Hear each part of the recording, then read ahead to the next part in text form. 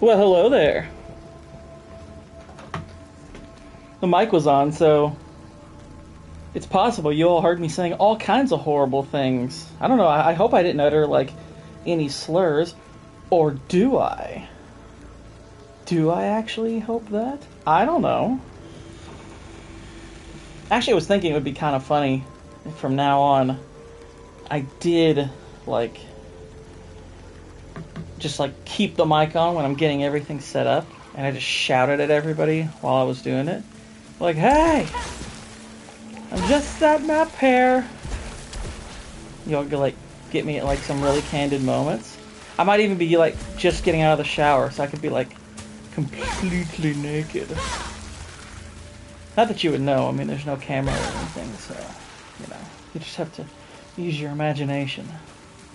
But hello everybody. How y'all doing? I'm good. I'm just playing, y'all. Oh my goodness. It's a big squiddy.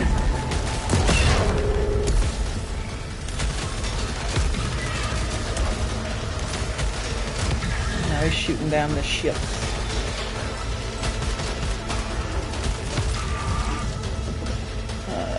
I think not with this thing.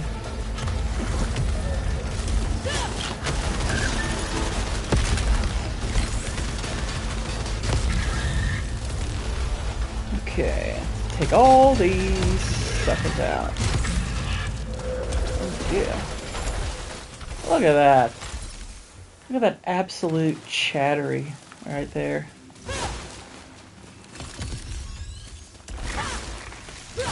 We'll slice and dice through all this stuff. Yeah, we're just, we're continuing our quest for platinum trophiness.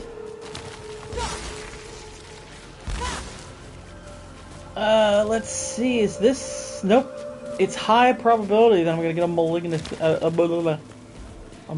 tumor, or whatever that is. Malignant. See, it's high. It's the high probability. We don't want the high probability. It's dangerous. Get a key. I believe there's some ether down there. Thank you. And to anyone listening now or after or whatever, I've been playing that new Shinobi game, the Art of Vengeance, and let me just say, that game is pretty cool. You'll probably hear me repeat that, you know, if and when people, you know, roll in to the stream. Upcoming malfunctions of hardware fix requirements, but 50% chance to find better salvage from hostiles. I say we give it a whirl. See what happens.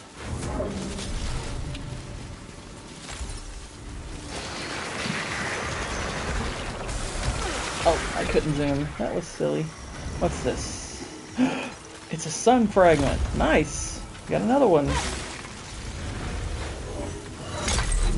I probably should check to see exactly how many there were, because I was previously under the impression that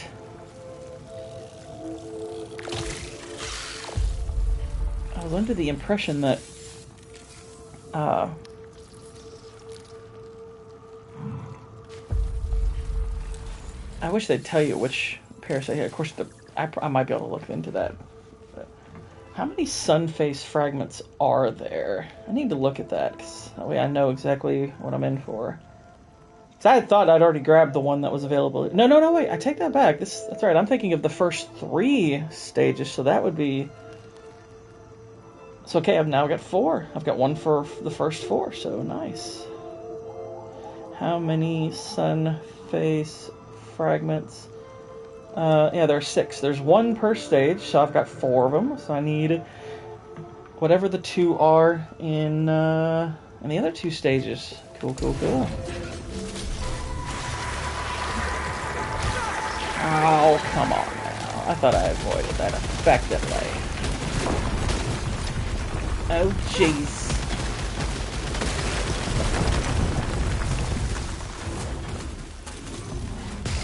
Let's head on up. Go over there. I'm gonna need a new gun. Especially now, because this is gonna get dicey, y'all. Yeah, we're not. No. We're not even remotely equipped to do this fight. We don't have a good gun for it. We ain't got diddly for that there encounter. I think that would just be a quick death. Hey! Nice. I assume you mean review, but thank you. I appreciate that. I'm thinking, since I think what I'm gonna do, because I also have those other 2 Rings of Power episodic reviews that I did a while back. I think I'm gonna release those largely untouched. Yeah, preview. I'm gonna probably re-release those more or less untouched. I might tweak them a tad, just in case.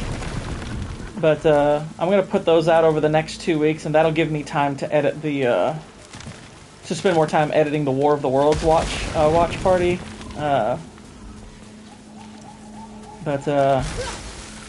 Actually, Whitey, I've been having a few ideas about the whole Crown and Bear thing, and I think I'd like to do some brainstorming with you about some possibilities that we should maybe we could consider. I wouldn't say should, but could consider. But just putting that out there. Just putting it out there.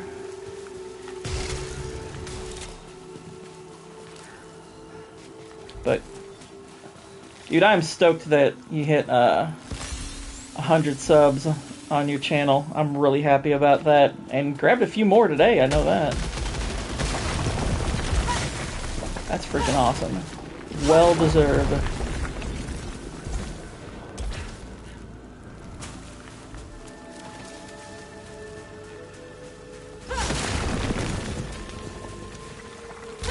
I encourage any and all peoples to go to White Bear Gaming. White Bear streams games. He's been doing Stardew Valley. It's awesome. I might have to pick up on that game at some point. Also, Grumpy Old Gamer. Check out his as well. I was mesmerized by watching his stream, because he's got like those little animated things, like doing all that crazy stuff, and I was like, that's awesome. That's some really cool stuff. It's like a machine pistol. That's kind of neat. That's kind of neat. Alright, let's keep trekking to a car.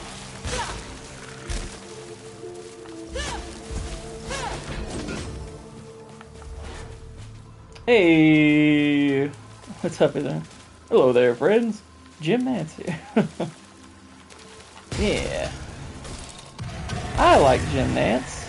I like him. I think he's a solid commentator. Really good commentator, in fact. He's one of the goodies, I think.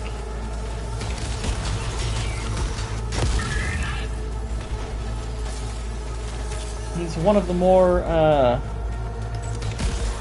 unbiased commentators. He doesn't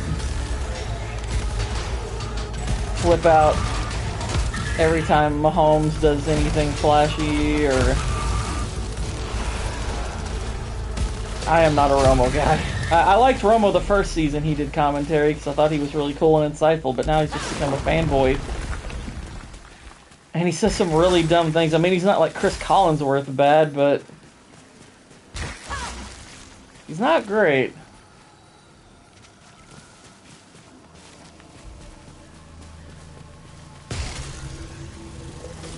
I think the cringiest line of the week would have to, at least that I heard, would have to go to, I think it was Collinsworth, because he basically said like their running back made that play, and he was like, this was all Josh Allen. Because I was like, what?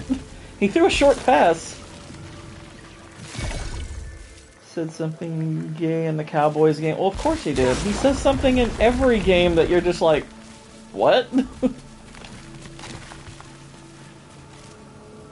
It's like every freaking game he commentates, you're like, Chris, phrasing. He's like Tobias Funke in Arrested Development. He's always saying something. You're like, Chris, if you could just listen back to some of the things you say, maybe you'll see why people are poking fun at you. No, we don't need that.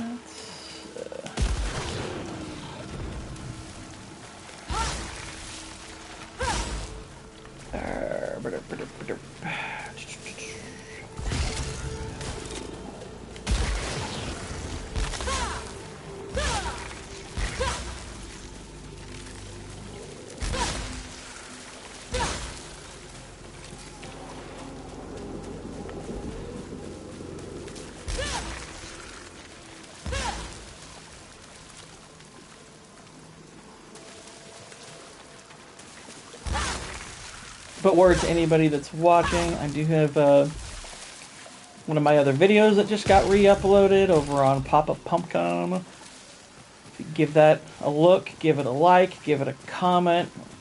The engagement really, really helps, especially in these early stages of starting that channel up. So, greatly appreciated if you do that. And if you don't, well, then you're just not a true friend and not a true fan. And not a good person. I'm glad we had this conversation. How dare you? Alright, got that.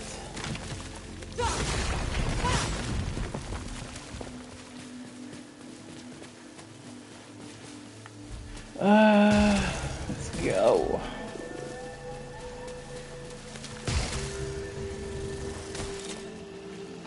Let me check, see, make sure I've got all that I can get over there.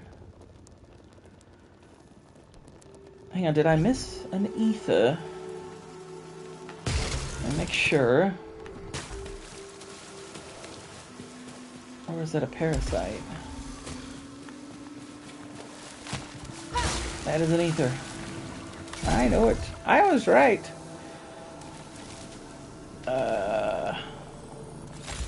Oh, nice. Actually, and that will cleanse this one, and booyah, bump up to health.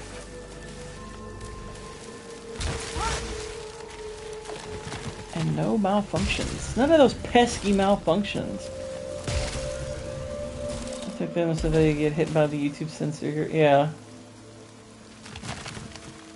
Oh no, you're good, man. You're good. I know your stream's still good. I've kept you on, even when I was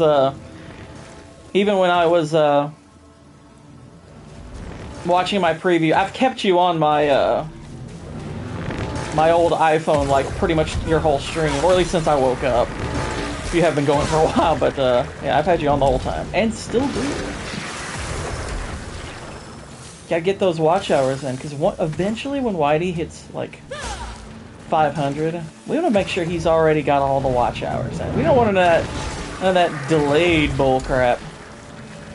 We want Whitey primed and ready to get some super chats, get his get some moolah going.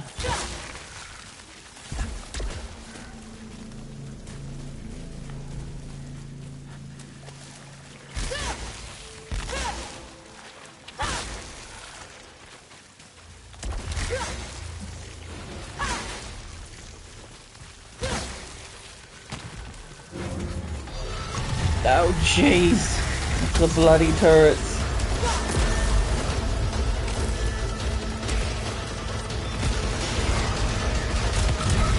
Oh, we got it. We're gonna get it. Yeah. Oh jeez. Oh.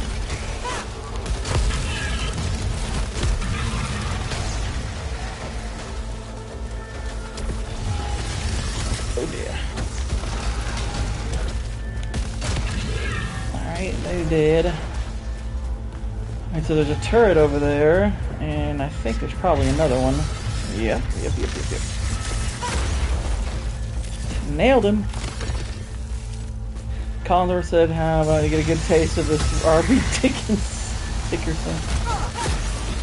Should have waited there. That was foolish. Oh wait, there's something else. There's something else, yeah.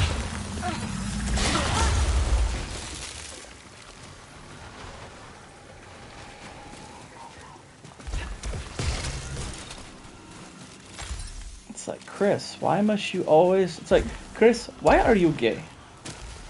Why are you gay? That's one of them memes that probably is never going to get old. That is always going to be funny. I definitely need a new weapon. This one... And you kind of got to charge it. Look at that. Look at that. It's got the little... That was really a helpful description I just gave, wasn't it? Yeah, I could really use a better weapon. This one is only... I don't even know if it's really an upgrade over the previous one. Alright, what we got here? Alright, there we go. That looks like... It's not a nullification. Like a parasite detacher or whatever. Nullification would have been better, because then I could like pick up a bunch of crap. Harder to fix, yada yadas. Okay, no biggie.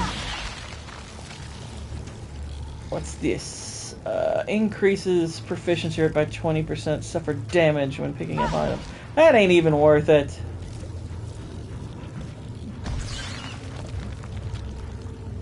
You can't tempt me with that. You better miss me with it. Alrighty.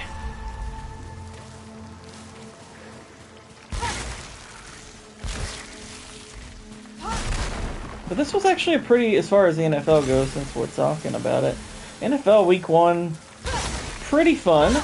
Pretty fun. College was not too shabby either. I mean, there weren't a lot of like marquee matchups, but we still got some upsets. South Florida knocked off Florida, which, you know, goes to show that they really need to stop overrating Florida at the beginning of every freaking year just to bolster the SEC the way they do. And that's what they're doing. Make no mistake.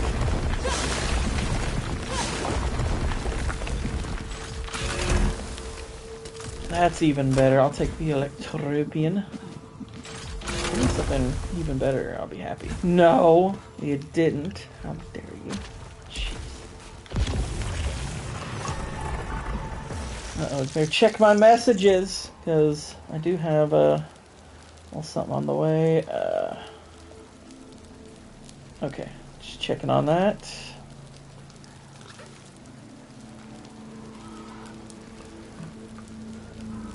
We're good, we're good. Okay, so I got this little bit of health, which I'm not going to pick up.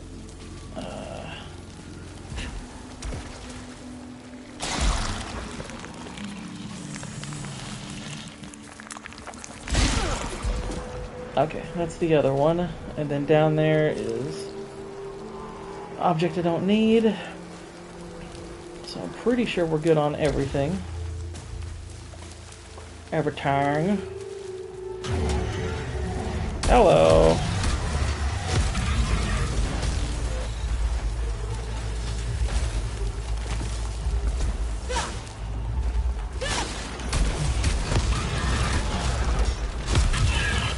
So Caleb Williams suffers from dyslexia.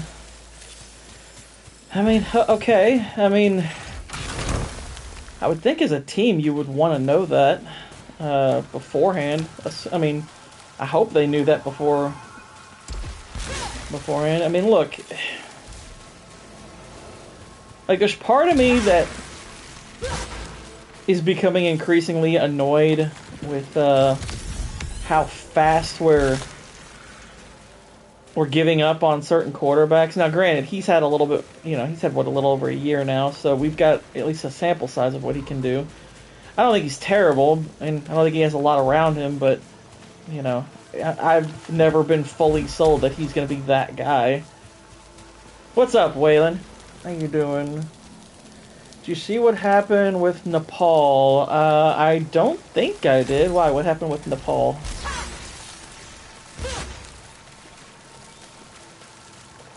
But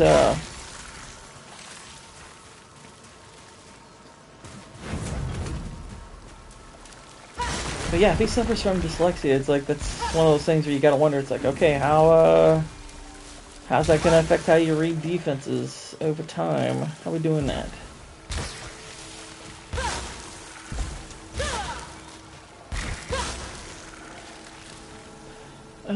Probably not. No, don't want to do that.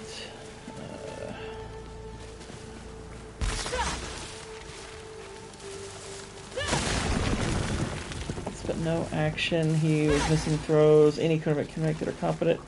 I do agree he holds the ball too long. They banned all social media. Then the populace burned Parliament. Hang on. I'm going to turn on all messages because they banned all social media and then the populace burned Parliament down. Wow. I mean, based? If you're gonna ban all social media, it's like, oh, really? Well, here's what we're gonna do then. That's crazy. I did not see that. I'll be looking at that later. I'll be curious about that one. It's like, well done, Nepal.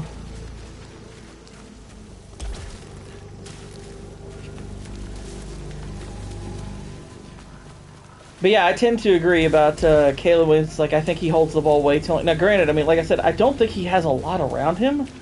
I mean, I think he has more. I think he has enough around him where he should look competent. But also stormed the Communist Party headquarters.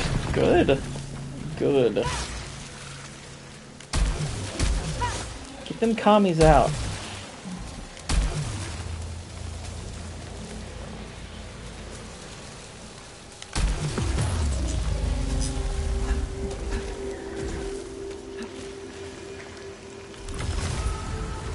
We're 2 ciphers away. What's this? Oh, this is that other garbage gun. This is the Cool Spine Shredder, which I'm not a fan of, but I think that's the last of the primary weapons that can be got. This actually could be a reasonable excuse because they can't transit the place, but everybody needs to at least get these. Well, I mean, like, yeah, I mean, I don't think dyslexia is going to necessarily affect your accuracy. That's more of a defensive read problem. But yeah, if you're missing, I mean, I'll be perfectly honest. I don't watch a ton of Caleb Williams. It's the Bears. I find the Bears painfully boring most of the time. I think they're a boring franchise in a garbage city. And the only time I watch them is generally if a team I am interested in is beating their brains in. So, like, I'll be honest. Like, you were messaging me about the Minnesota game. I had it on in the background. I don't think I looked at it. I don't think I even looked at it. I was watching Nick's stream. They were talking Remember the Titans, and I was having fun on that. I was having fun messing around in the chat. That was where my attention was. Now, if we can just get them to crown a king. Yeah. Now, if we could just get rid of Squidward.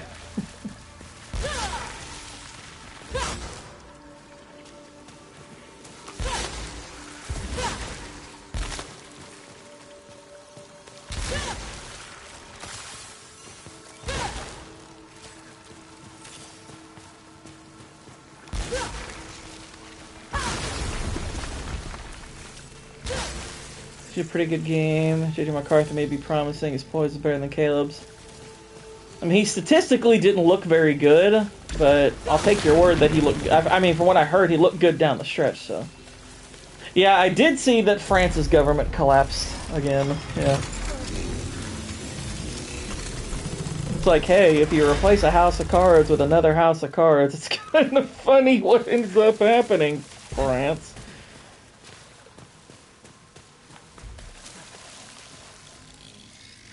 Increases the chance of finding malignant items. Strap probably took 2 seconds longer. Nah, that's not worth it. It's not worth it. It's just not worth it.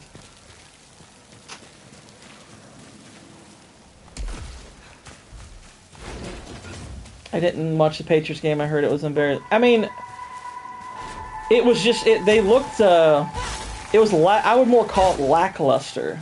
They looked very lackluster. Like, the effort just didn't seem like it was there. Like, they had, like...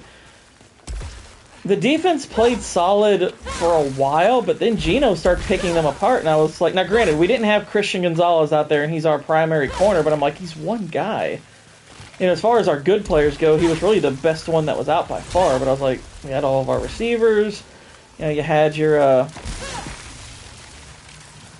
you had Drake, you had Drake May out there, you had the O-line out there. It's like pretty much everything else worthwhile was intact, but I mean, granted, it was a rainy game, and rainy games can, mess with you a bit. I get that, and I do think the Raiders are probably a little bit better than people realize because they actually have a competent coach, and Geno is proving to be a pretty solid QB, so they're not a gimme game. But still, you're at home. You're supposed to win that game. You are supposed to win that. I mean, the betting line suggests that the Vegas way of thinking, because it was at New England, and was Drake May like that? I mean, he wasn't great. I mean, he had like 285 passing yards, a touchdown, and a fumble, a pick, so he didn't have a good game. He wasn't bad, but I mean, it's the kind of bad game that I've seen a lot of good quarterbacks have, so I'm like, anybody who's like raking him over the coals for that performance, like saying, oh, he's not the guy, and I'm like, that's not the kind of game that indicates that at all. He did plenty right. It was just he didn't do enough. But here's the other thing, I mean, it's obviously not like Drake May all of a sudden has some great receiving core. He doesn't. He has still one of the lower tier wide receiving cores, even with Stephon Diggs being there, because Diggs is in his 30s and coming off ACL surgery. So it's not like we added some great wide receiver in the offseason. So, I mean, I didn't see anything in that game that made me think, oh, Drake May, I'm not so sure about this guy. I was just like, okay, yeah, he didn't play great.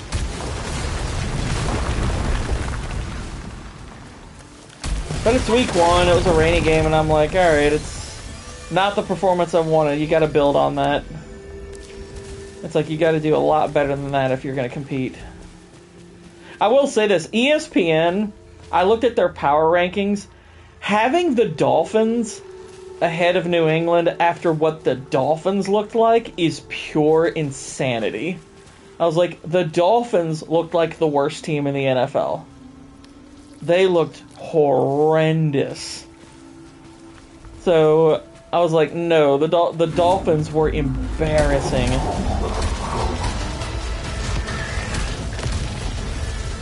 Also, Tyreek Hill might be dealing with some legal trouble again because his ex is now accusing him of domestic abuse again. Granted, I don't know how much I buy it based on the way it's come out, but I don't know. Yeah, ESPN power rankings were kind of silly. Like, I'll be honest, I actually think Colin Cowherd's top 10 was more reasonable. I kind of agreed with his top 10. It's like, he's like, look, I'm going based on what I saw in week 1.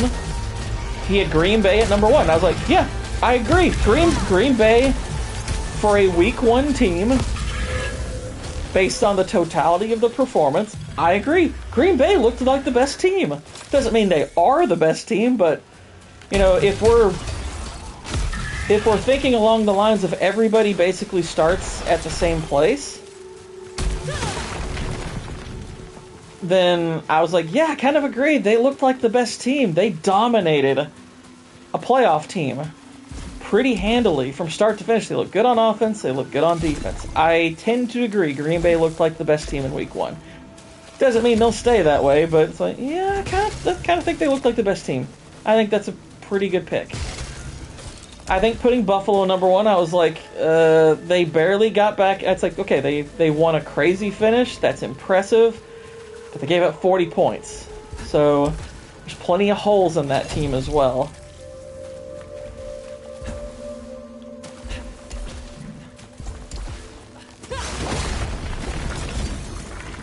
Kinetic Siphon?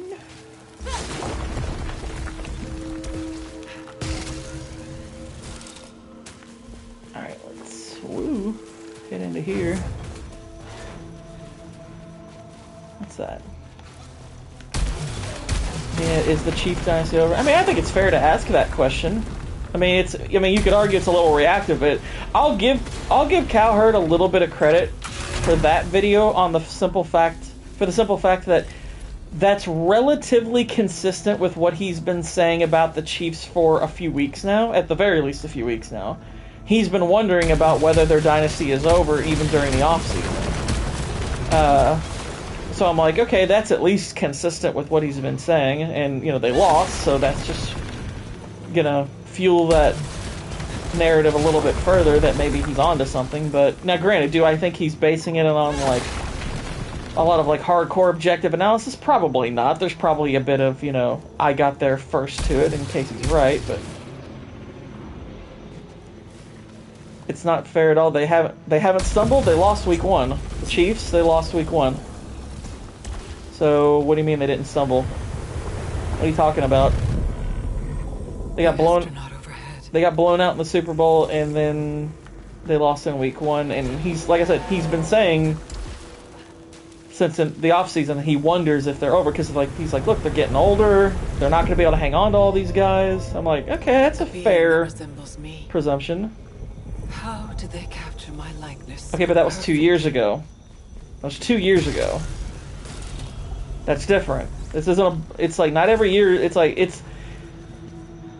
I said, it's consistent with what he's been wondering. I think that's fair to ask. They got destroyed in the last Super Bowl. I mean, like, if we're going blank slate, who has a better blank slate? Kansas City or Philly? Philly, obviously. Philly not only blew them out in the Super Bowl, they got better in the offseason. Kansas City largely stayed the same and got older. So if we're presuming that Kansas City is not the best team in the NFL, well, then why would we say their dynasty's still going? Because we're not making them the favorite to win, and the longer you go without winning, the more... They have a better slate this year, and they have a weaker What makes you think they have a weaker secondary? What's that? And also, what do you mean by a weaker... What do you mean by they have a better... They don't have a better slate this year? I don't know what you mean by that. I don't think Philly... I think Philly looks like the best... They look like they're the best roster still by far. They look like they have the best roster by far. Now, did they look great in week 1? No, but they won. Kansas City didn't. And again, it's a question. You know, is the Kansas City dynasty over? Now, is it a question you can answer after week 1? Of course not. Of course it's not. it'd be silly to think you could actually answer that question before, you know, the playoffs have ended. Of course you can't. But he's been asking that since the off-season. We know Kelsey's older, and he's going to keep getting older over the course of the season. He could get beat up. I think there's a lot of question marks around Kansas City, especially because their division's is quite a bit tougher now. At least presumptively, their division's tougher. Denver looks like they're going to be better this year. The Chargers look like they're going to be better this year. The Raiders look like they're going to be better this year. Kansas City is not a lock to win that division. Now, I think they're probably... my pick would be them to win the division, but I think it's fair to ask. Still has flashes. Yeah, okay, so still has flashes means not the same guy. Still has flashes means he's not the same guy. He still had, what, 40-something? He's like 40-something receiving yards total? Still has flashes, is not the same guy. Kelsey at his best and KC at their best is when Kelsey was great. Full game, full season. He ain't that anymore. And here's the other thing. How much longer is Kelsey going to play? A lot of people figure he's probably done after this season. That appears to be the common narrative, is that he's probably done after this season. So if Kansas City loses and if they don't win the Super Bowl this year and Kelsey leaves, well then he's gone. That's it. It's over. He's over for them. So now you got to replace him, because he's done after that. When he's done, he's done. And if he's gone before they win again, well then now he's gone. I think it's a fair question to ask.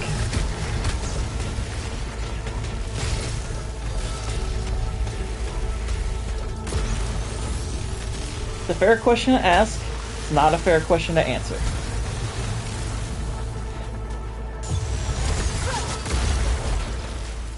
Yeah, for the Super Bowl is most certainly close the Lions. This season, I agree, but it'll depend on what they do. I mean, for one thing, we're going to have to see how their new coaches pan out. But yeah, they lost a lot. Now, granted, it's too early to tell with their new coaches how they're going to fare without them. But yeah, I mean, I agree. I don't think they're a Super Bowl team this year. But like any other team, they'll have to keep building. I think, to me, it's not necessarily fair to say their window is closed, because they have plenty of players on that team that could, contribute to a Super Bowl caliber roster if they get more around them, and obviously if they coach them up right.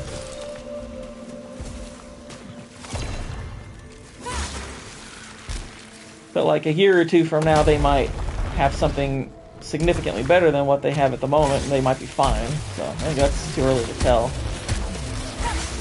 But I don't think they're going to win this year. I'll be honest, I'm not even convinced they're a playoff team this year.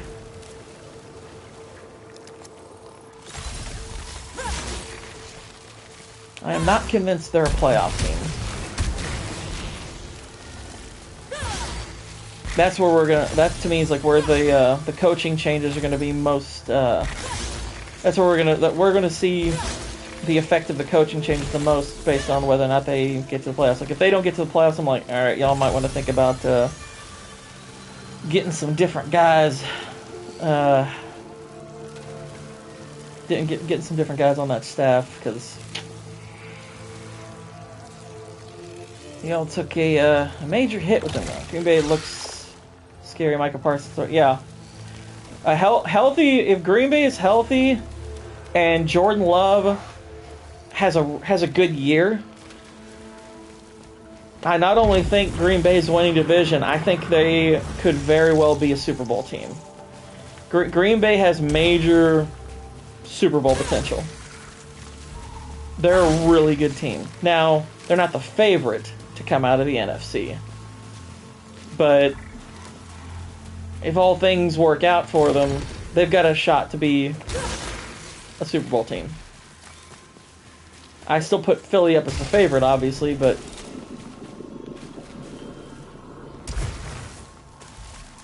Green Bay's got a pretty good roster. They're pretty good. They're pretty good. I like what they got on that team. Greatly increases activity, increases malfunction probability. Dark horse is, of course, the Rams.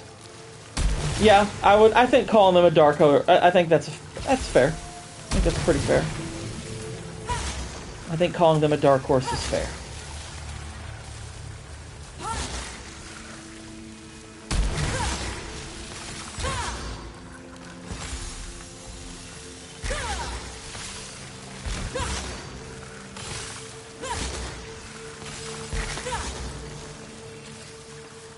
Alright, so we got 424.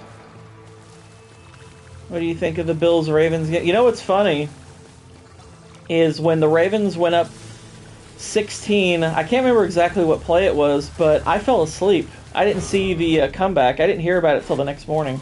I was like, oh, that's wild. So I watched the highlights of it, but I mean, yeah, that was crazy. I think some people are overreacting to it a little bit. Like, some people are like, oh, that was Josh Allen's best game. And I was like, no, it's not.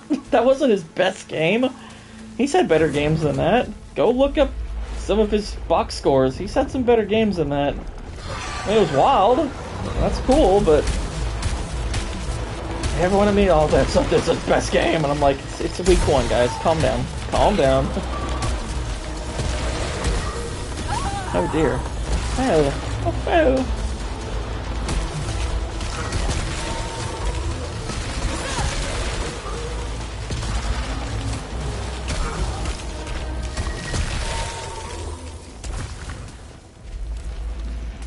Obolite, Seda. It kills repair integrity. Ooh. I also think the Ravens are just pretenders at best. I think it's way too early to say anything about the elite teams like the Ravens and whatnot. It's too early. It's way too early. They've got a stacked roster, obviously. It's just, can they mentally get over the hump? I mean, we've seen plenty of teams that can't. And we've seen plenty of teams that just take a while to get there. It happens sometimes that way, so. But they're good enough to where I'm willing to still call them contenders. But we'll see. We'll see. I mean, if you're asking them if I'm going to trust them in big game scenarios like in the playoffs, not at the moment. I mean, it'd be one thing if they don't have to run into Buffalo or Kansas City in the playoffs, but on the off chance they don't, then I'm like, okay, well, now let's see what they do. But I can't quite dismiss them outright. They have too much talent for me to do that. And that was kind of just, I mean, well, I can't call it a freak occurrence because obviously Harbaugh's given up a lot of big leads over the last several years. So that's a problem. It's like, Jim, you gotta, or John, you gotta teach your boys how to finish. You gotta teach them how to finish a game because they ain't doing it. Your team's just, for whatever reason, they seem allergic to finishing a game, and that is on you, buddy. But if you recall the Super Bowl he did win.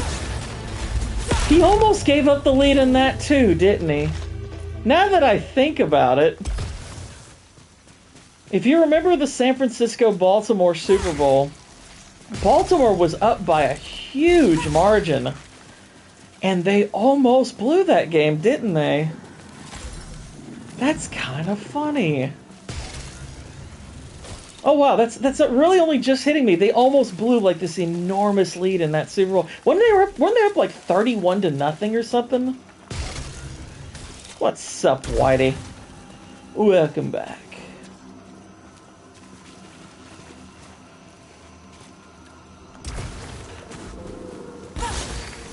Yeah, we were just talking the foosball. People think a part of the reason why that Super Bowl got close is because of the power outage, which killed the momentum. I think that's cope, personally. I don't buy it. I just think those kind of excuses are just that. They're excuses. Let's go. Whale.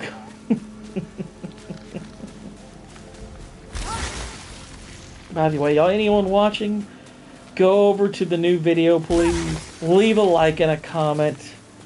Engagement helps. It always helps. If you've already watched the videos, great, great. But leave some engagement. It really helps. Channel's been off to a solid start. I appreciate it. But yeah, and I told Whitey this already. At least I think I did. He might have been gone when I said it. I don't remember. You never know. But I'm probably over the next 2 weeks gonna release the episode 1 and 2 reviews I did for Rings of Power.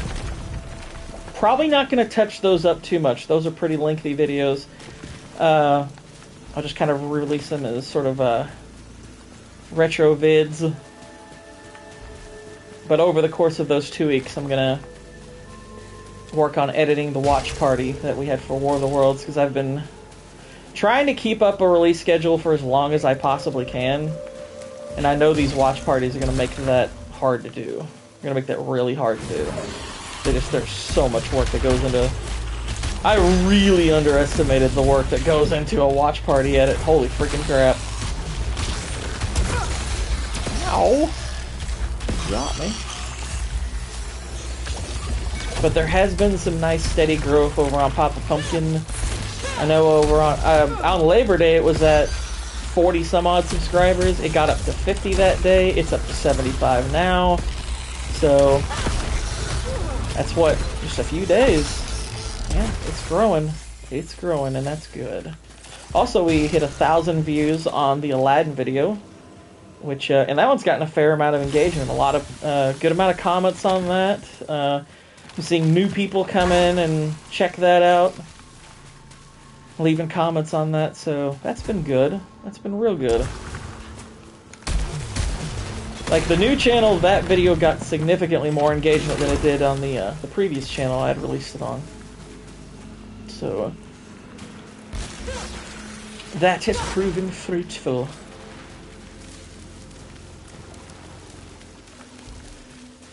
That is a happy thing to report. I am pleased. So I ask why Harbaugh is a good Doc Rivers comparison. Well, here's...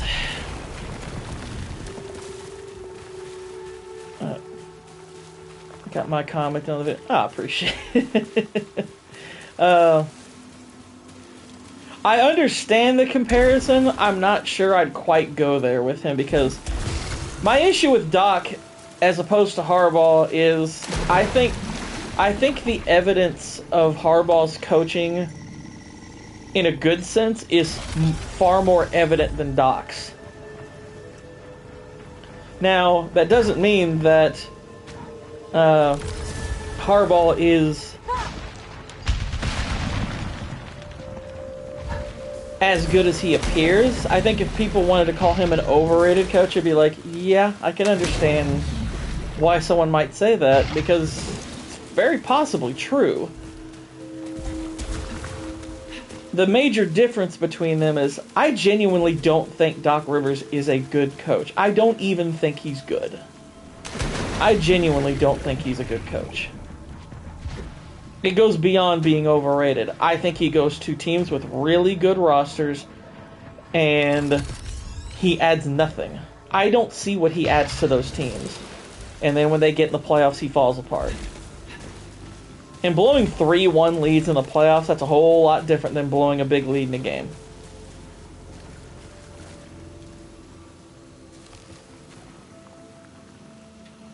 Like Peyton Manning and Tom Brady. Because of Kobe and LeBron. Has he gotten the best of them? I mean, I guess his Celtics got the best of Kobe, and that Celtics series when they were absolutely stacked. I'm trying to think, when did he get the best of LeBron? Phil, remind me. I'm trying to remember when that happened. Are we referring to when they were beating up on the Cavs? That, I mean... Okay, I guess, but, you know, that wasn't like, you know... they were kind of supposed to win those games, except for you could argue maybe one of those seasons that it shouldn't have. But again, is that really him getting the best of them, or is that the teams he has getting the best of them? Hey, cannoli.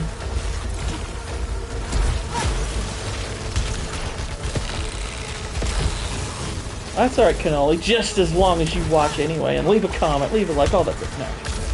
I demand it. No. I appreciate it if you do, though. I do. It helps. It obviously helps. I need to... Oh my gosh. Oh, I appreciate it, man. Thank you.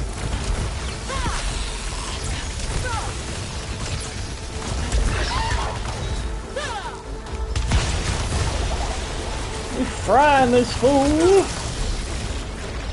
Wow, that didn't do a whole lot. That surprisingly did little.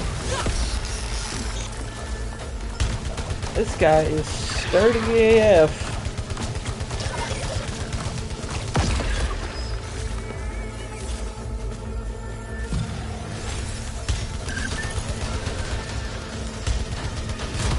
Oh gosh. Tubron Rivers. Yeah. I'll read that when I'm done with this. Maybe. I feel like. I'm just kidding.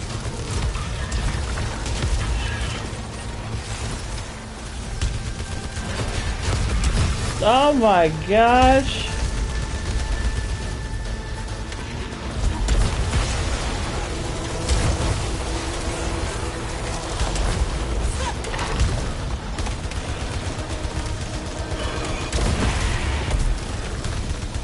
Blow him away.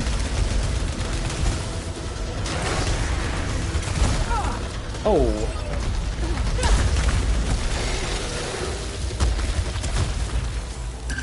Whew. That was a physical battle right there. Both Harbor and Rivers have beaten all-time great players in postseason matchups, but after that, they just faded away and kept blowing leads, and then there's people already want Harbaugh to get fired. Well, here's the thing. If the argument is that you think Harbaugh has run his course, there might be truth to that. There might be truth to that. But I would still contend that while there are similarities between him and Rivers, the evidence, like I said, the evidence of Harbaugh's positive effect on his teams is far more prominent than Doc Rivers. I don't see what Doc Rivers adds to a team. I never have. I have never seen what he actually adds to a roster. I think he attaches himself to really strong teams, and generally speaking, they don't do much. They underachieve. Whereas Harbaugh, you can tell, has positive effect on a lot of the teams he coaches. Now, he also has some detrimental aspects too. So, yeah. I think there are some aspects that are fair to compare between them, but not in total. Not quite, not fully.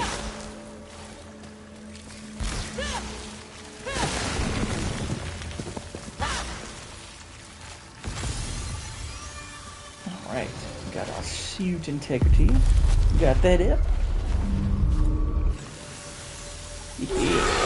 Oh my gosh. They tried to bite me.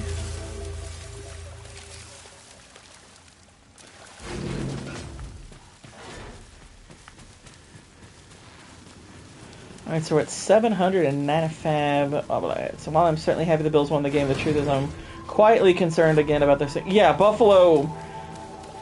Like, I'll be honest. Like, ESPN having Buffalo atop their power rankings is laughable. That's laughable. I think that's absolutely laughable. They do not belong at number one. They were very fortunate to win, let's be honest. If Derrick Henry holds on to that ball, game's over. Fumbles are very... Now, I'm not going to say that the fumble was luck-based. It wasn't. The guy stripped... he ripped it away. And I'm like, yeah, that's a good play. Good play. But if he doesn't, have the ball held out the way he did, he probably doesn't fumble it. I mean, and Derrick Henry, to his credit, took the blame for it. Because I'm like, yeah, that fumble was on you. But, Bills were very fortunate to win that game, and their defense looked atrocious. Now, it's week 1... So maybe it'll get better over the course of the season. Maybe they'll add things to their roster to bolster their ability to defend. But right now, they are not the best looking team in the NFL by any stretch of the imagination. I think several teams looked better than them. I think the Chargers looked better than them. I think Green Bay looked better than them. I think... Let me think where are some other teams. I think Philly looked better than them, to be perfectly honest. I know people were surprised that Dallas kept that game close, but I was like, it's a rivalry game, and I don't know if I think like some people were picking Dallas to finish last in the division. I was like, I thought that was kind of crazy. I was like, I don't buy that the Giants are going to finish ahead of Dallas right now. I'm not convinced of that.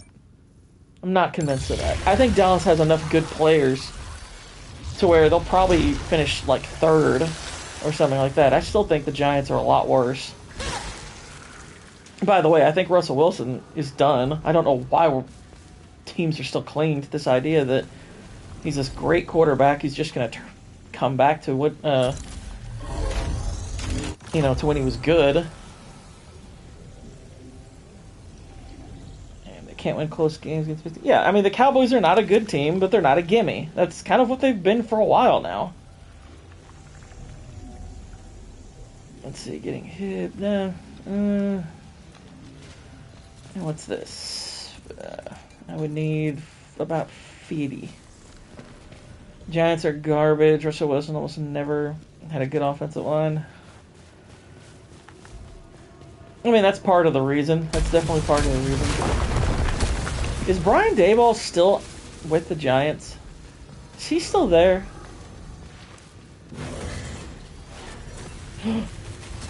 Oh boy, it's what I need.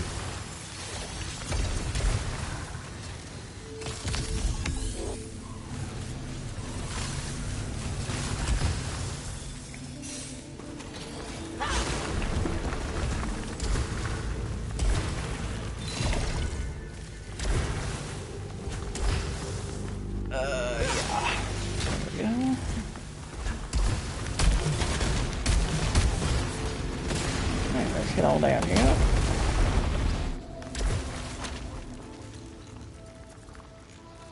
Alright. We need, let's see, 20% stagger power for each attached parasite. Increase the proficiency rate. Or picking up resin gives you a shield against the next hit. I kind of like that one. I think that's better than boosting my integrity for more Obolites at the moment. I think we've got pretty solid integrity at the moment, which we will build over time, as long as we don't die. Sure, as long as we don't die.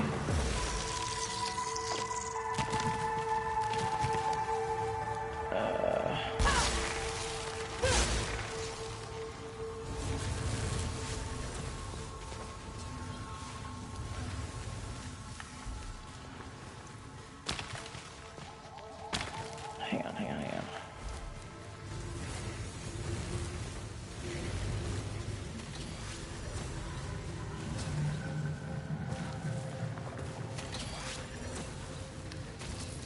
What am I missing?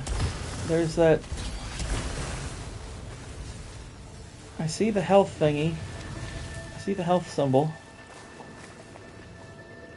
What do you think of the Steelers-Jets game? Well, I only was able to follow that, the box score, but Aaron Rodgers looked really good.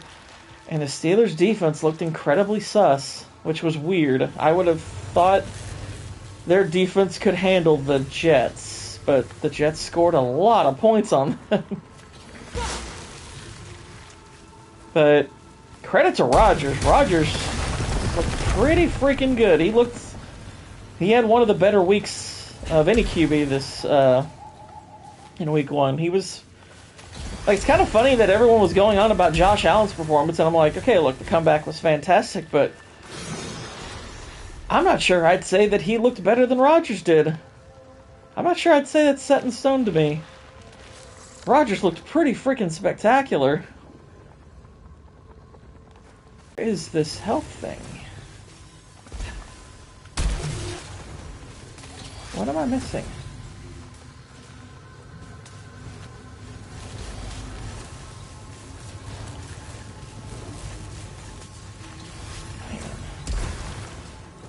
If I can have it, I want it, you know? I want it. But where be it?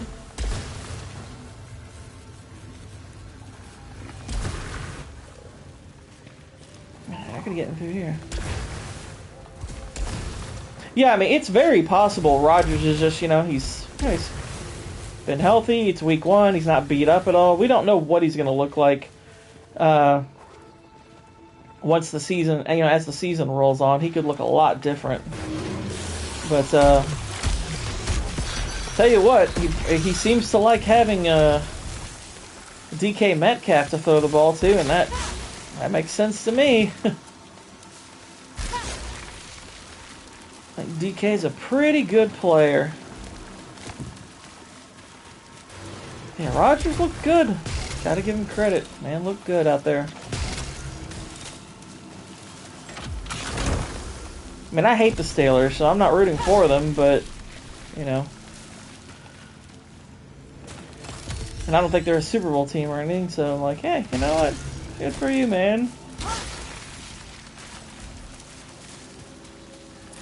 I thought that story that came out about him from that Shailene Woodley or whatever her name is, saying, being with him was so toxic, and I lost my soul being, and I'm just like, you dodged a huge bullet there, Aaron, getting out of that one, because talk about freaking dramatic. Save the dramatics for your crappy movies.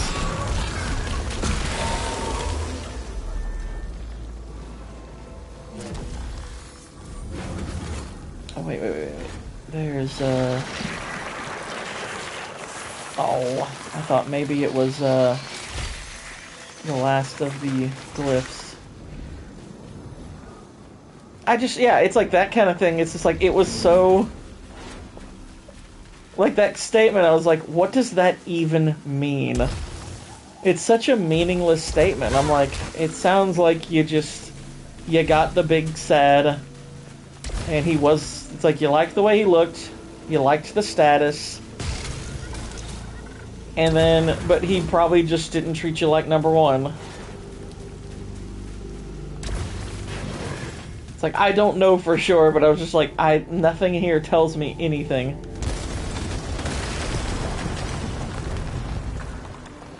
It's like, I had a breakup, and I'm really upset about it, and now I want you to feel sorry for me. And I am telling all of you this right before football season starts, because that's when the attention's going to be on Aaron, and I just don't understand why you would not pay attention to me during the NFL season. Don't you know that Divergent 6 is coming out? She was the Divergent chick, right? Who knows? Who cares? Divergent movies suck. At least they probably do. I didn't watch them. Actually, I don't know if I've watched many Shailene Woodley movies, now that I think about it. I don't know if I've seen any of them. What movies has she done? I know she was in The Fault in Our Stars, which sounds like a Nicholas Sparks novel, which means gay. She was in that, what's it called? I think she was in a movie with George Clooney called The Descendants a while back. Which they nominated for Oscars, so, obviously that means it's the best thing ever, but then everybody forgot about it. I just happen to have a good memory, so I didn't forget about it. I don't know what else she's done. Do you even movie girl? What do you do? What are you good for? Want to know which coach is easily the worst and needs to be fired? Brian Callahan. Neurodivergent. That's what the movie should be called, is Neurodivergent. That'd be a funny title for like a watch series or review series for those movies. Neurodivergent. Why this Shailene Woodley franchise is retarded. Or something along those lines. Israel, I'm gonna be honest with you. I don't remember who Brian Callahan coaches.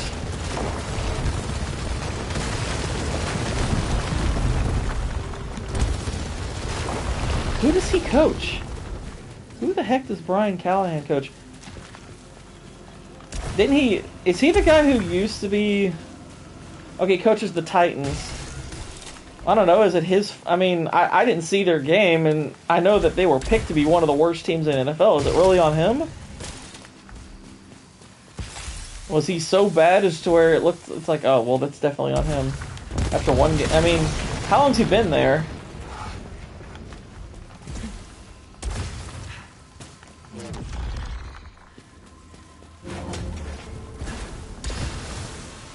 Callahan break pad. Exactly. Why do you want to fire Tommy's dad? Jeez. What did he ever do to you? Did he fire you from Callahan Auto? After Dan Aykroyd / Zelensky bought them out? The Auto Parts King? He seemed like a nice guy. Here we go. Yeah! Got the last one. Hey. Almost got this entire area scoped out.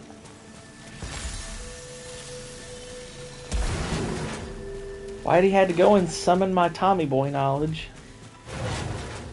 I can't get it out of my head. But, you know what? There are worse movies to have stuck in your noggin. Tommy Boy's funny. I like Tommy Boy.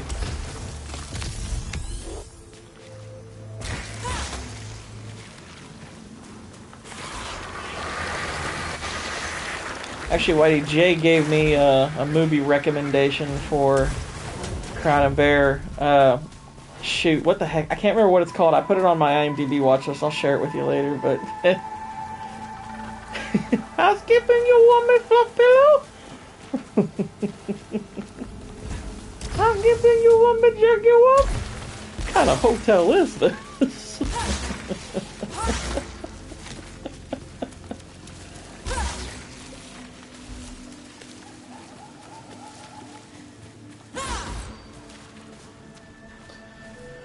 One sec, let me check something real quick. Alright. Sorry, just following something. I'm following a delivery that is going to be made to me. Oh my gosh, I'm being attacked.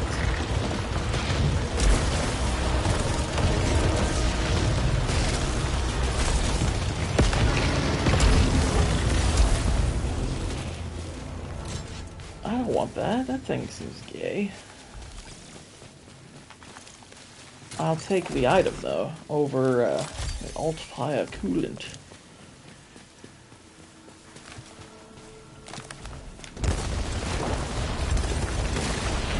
Freaking Tommy Boy, man. Such a funny movie. It's funny how Joe Flacco is still solid, and people are screaming for Shador to be the starter. They actually think Shador will win them big games. That's... You know what? What's funny is I hope they listen and put him out there. Because here's the funny thing. If you actually want Shador to succeed, the last thing you should do is put him in at any point during this season. Because that kid needs to develop. And I think if you were to put him out there now, it would probably ruin him. Flacco's Flacco. He's steady. He's stable. You don't know why they were able to keep in that game? Their defense, and because of their quarterback, he's a professional. Flacco's a professional. He's not great, but you know what you get with him. Cleveland has a really good defense, and you know what? I'll take having a steady quarterback than over a shaky rookie who is probably going to get the living crap beat out of him and not know what the heck he's doing out there. I think the worst thing you could do for that kid's development is throw him to the wolves like that when you've got a competent quarterback in front of him right now. I think it makes all the sense in the world to keep him on the bench for as long as you can and just wait it out. I don't think Shador is a first-round talent. Yeah, exactly, because if they put him in and he fails, which he probably would, he almost certainly would, and then what are the excuses after that? Then what do you say?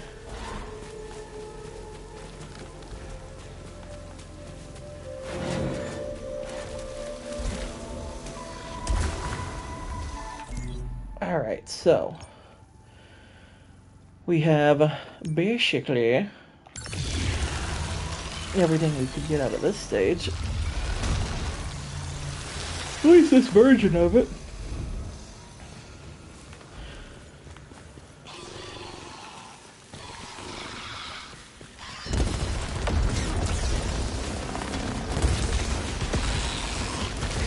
Here's a question. If we want to start throwing around suggestions. I've been thinking about certain games that we could tackle after this one has run its course.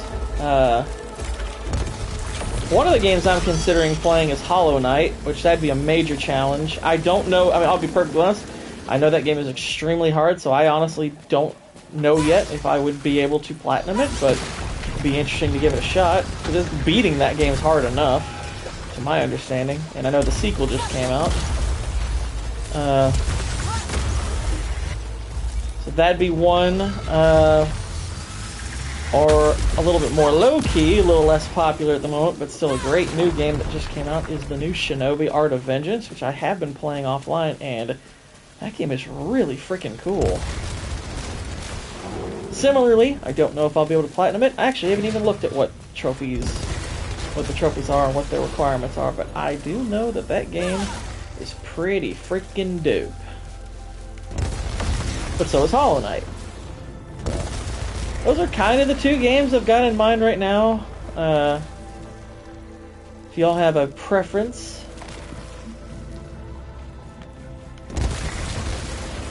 y'all can let your voice be heard. The Broncos cut a huge break as Bo Nix stunk it up. Yeah, I heard he wasn't especially good in his game.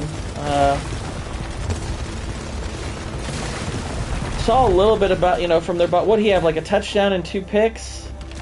So yeah, it's like funny. It's like when I saw some people like flipping out over Drake May's game, and I'm like, I mean, Bo Nix didn't look good. A lot of the sophomore quarterbacks from last year, pretty much all of them looked bad, didn't they? Or mediocre. We used to know of this concept, the sophomore slump. Basically, once teams got film on you, they would adjust. And you would have to compensate for that. We used to understand that, oh, okay, yeah, so it's actually a thing, and we might have to be patient. 50% chance to retain a consumable. Nice. We'll take it. Purdy clutched up, and everyone important started again. Yeah. They won! What's funny is I know Cowherd actually was really high on Seattle this year. I don't know how Seattle looked by comparison. I know who won the game.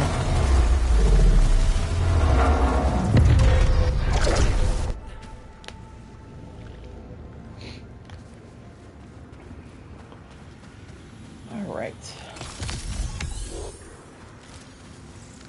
Selfie and bio. I'll take that over that.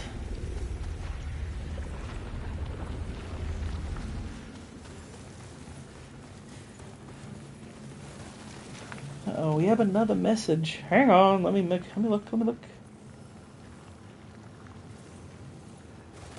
Sure, that's fine.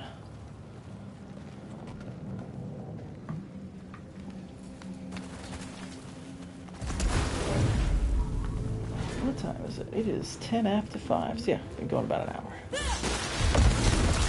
Float away. By the way, y'all, make sure later this evening you head over to Plot Strikes Back, where me, Goodwin, and Nick are going to be discussing more Alien Earth. Vex will not be there. Vex is out in the wilderness right now. She camping. She's having a jolly old time.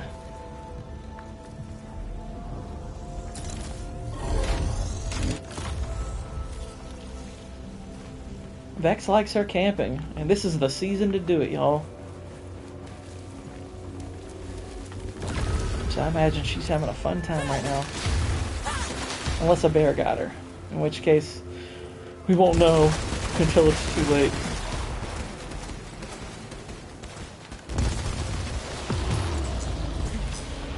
Oh yeah, we can go up here now. Oh, oh, oh. What's this? It's the Sunface fragment. We got 5 of them now. We only need 1 more. And we got a new Holoseeker. And it's happy to seek me. I'll stop. That was terrible. I'm embarrassed by that little attempt at humor. That was gay. Why are you gay? Why are you gay?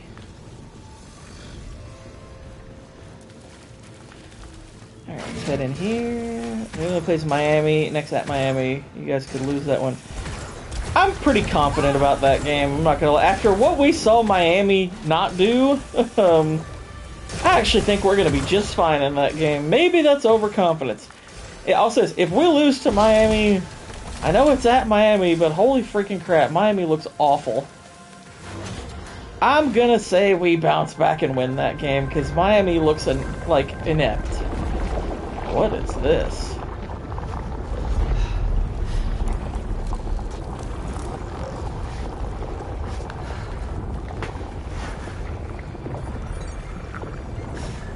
This is neat.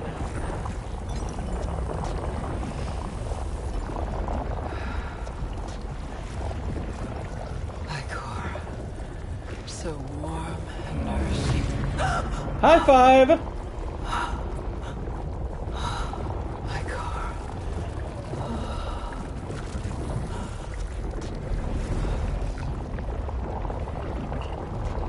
That's kind of nuts. Something that shouldn't exist is reaching into me. Okay. That's kind of neat. Moderate chance. There, nah, I don't think it's worth it. I do have the nullification sphere, but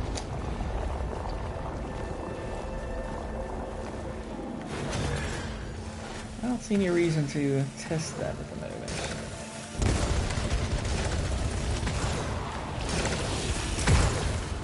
Alright, let's go, yeah. Yeah, I like our odds against Miami. I think Miami looks appallingly awful this year.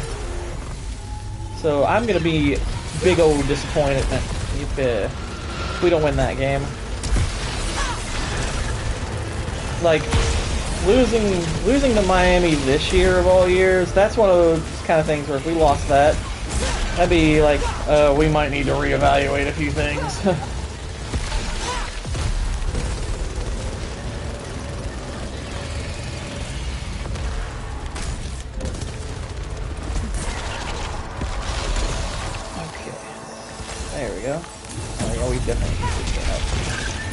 Don't want to die here. That would suck.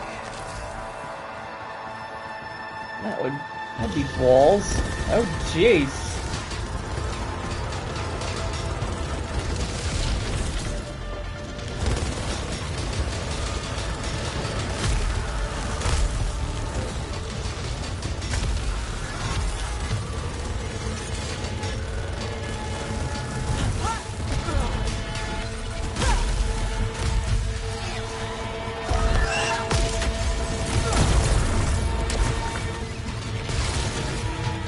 There's that guy. I didn't see him.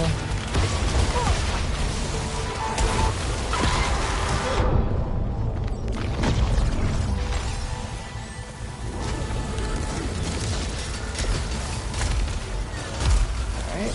Oh Oh dear. Oh, come on. There we go. I think there should be one more wave. Need to get that health, though.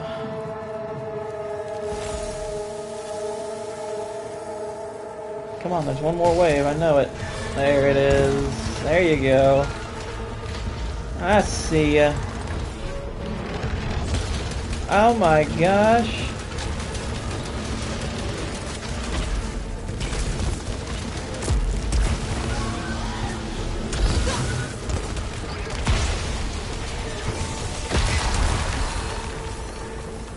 Alright. Is it everybody?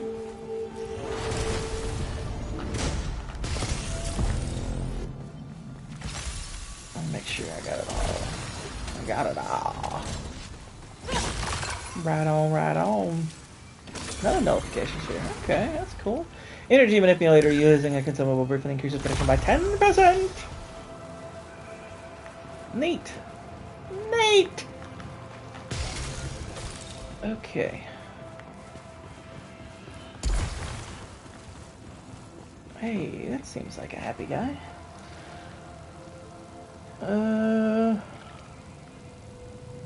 Okay. Sorry. Just keeping an eye on multiple things at once. It's funny how Mike Vrabel insisted that Belichick is welcome at the Pats Philly, even though Bill said he isn't. I mean, if I had to guess, I would say Bill got that impression from Kraft, not Vrabel. But I think that the silly thing is if you're Belichick, not giving a professional team access to your facilities, that hurts your players and their professional prospects. That's not helping anyone but you. So I think that even if you've got a beef with your old team, that's really dumb. Should be fired. I mean, no, they've UNC's got a lot of money invested in him, I would assume, or at least a pretty good chunk. They're not going to fire him right out of the gate. He's got to do something genuinely scandalous. And he did just win. He won his first game. So my guess is he's going to get at least a couple of years to prove himself as a college coach, and that's fine. I wouldn't fire him over this either. I just think it's stupid. I wouldn't call this enough to fire him over. I don't ultimately think he's going to last. But who knows? Maybe the recruits will come rolling in after a while. Maybe. Who knows? But I would be surprised. I'd be just a tad bit surprised if that were the case. College is a very refusing scouts from protein. Well, it's not refusing scouts necessarily altogether. It depends. I guess I would ask, like, because usually when it says you don't allow their personnel in your facilities, that generally tends to mean like your practice facility. You're not allowed to talk with them on campus, that kind of thing. That normally will not and cannot extend to the stadium, because like a stadium ban is a whole different thing. Now, if it's a stadium ban, I'd be like, dude, what are you doing? You know what I mean? And I'm guessing it's not that, because I mean, not having pro scouts at your game, that's just functionally retarded. If I were the players, I mean, I'll say this. That's one of those things where if I'm a parent to one of these kids, I'm like, I'm not sending my kid to North Carolina if you can't have pro scouts around. Why would I want to have them play for a coach who's not going to let pro teams scout him, for crying out loud? So I'm going to guess it's not a stadium ban, but either way, it is detrimental to, the scouts being able to ask questions of the players, ask questions of the team about their performance, all that stuff. So I guess it just depends on how far out it scales, but no, that's not a good thing up there. Don't want that.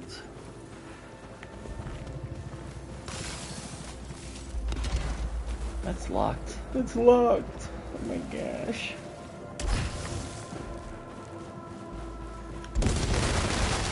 But I mean, the simple reality is like what Bill's doing is obviously highly petty. I mean, he gave his reason. He's like, well, it's made it pretty clear they don't want me in their facilities, and I'm like, so what? I mean, number one, I would be surprised if they actually said that you're not allowed in our facilities, but I'm like, that sounds like he's just referring to getting fired. It's like, Bill, you got fired because you had the power of the draft and coaching, and you were failing. Period. If you can't see that, then you're lacking self-awareness. Oh, definitely. Hiring Steve Belichick is a massive red flag because Steve Belichick freaking sucks as a defensive coordinator. I'm sorry, he's terrible. It's pure nepotism. I see nothing from him that tells me that's anything other than nepotism.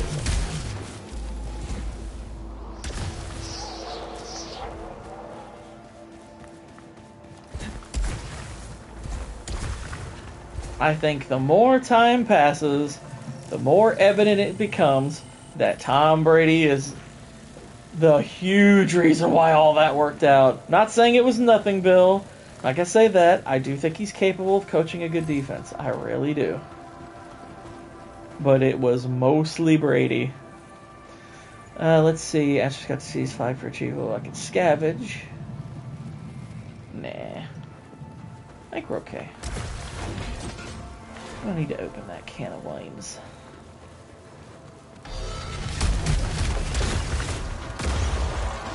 I think anybody who still thinks that at this point is not paying attention.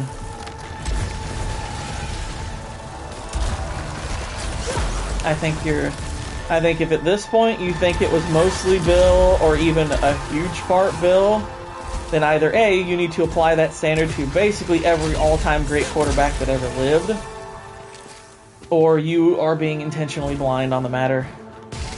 Because no person with a functioning brain could say that that's a 50-50 arrangement at this point. It rarely is.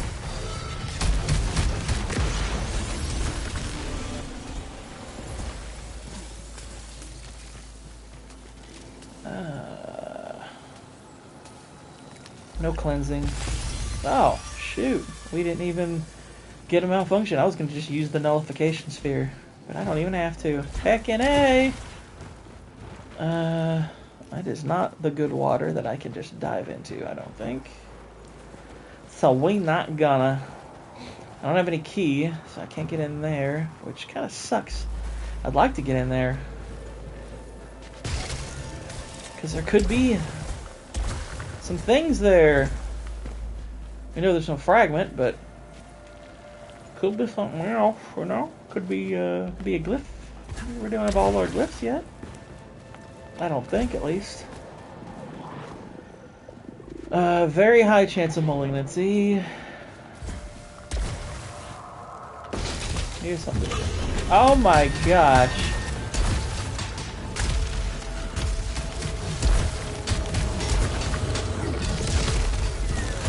Already gone.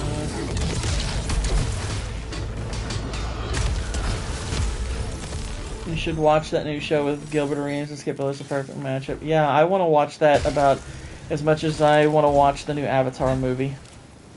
Maybe less. I'll pass.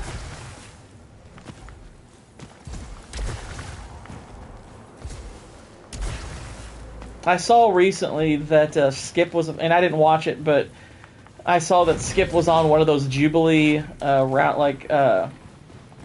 person versus a certain number, one person debating a certain number of people, and I was like, okay, that's one where I'm definitely going to favor the crowd, because all the crowd has to be is competent to defeat him in a debate. Granted, a lot of times they don't get competent debaters in those shows, but I was like, Skip's a retard, so come on. We're buffering a little bit.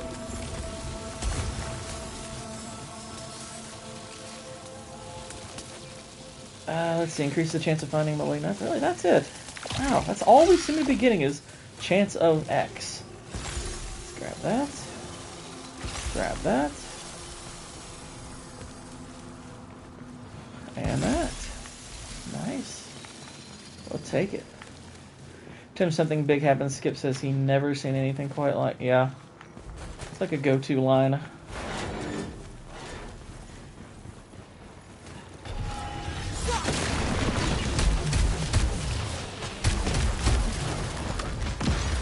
I don't get how somebody like Skip can. It's like you're gonna say you never believed in Justin Herbert, but you're gonna take out a fly. It's like you're gonna tell me that you think Shedeur Sanders is the guy, but not Herbert. Okay, that tells me you're not a serious analyst. I'm sorry, you're not a serious analyst. We don't even know if Shedeur Sanders will make it as a pro at all. Herbert, even if you don't think he's going to carry a team to a Super Bowl, he's very much a pro and a high-level one. He's a top 10 quarterback, there is no question. Shedeur, if he's lucky, will be a starter. That's if he's very fortunate.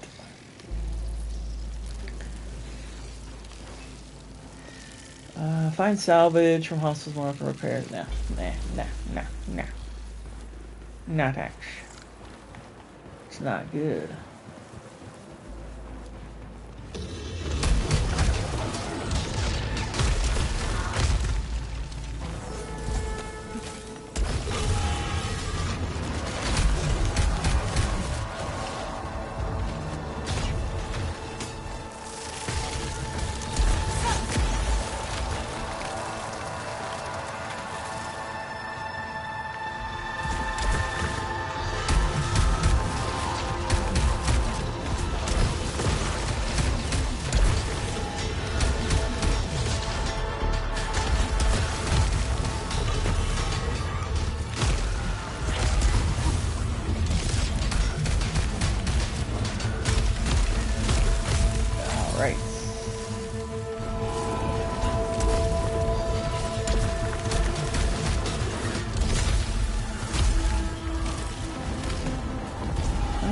Oh boy.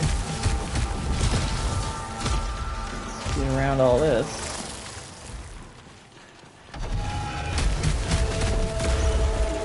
Are you done?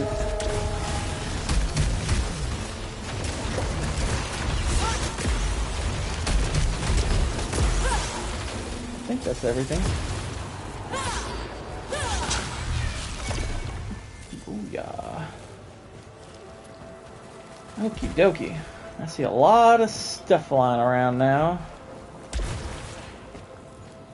So what's this? Repair enhancement.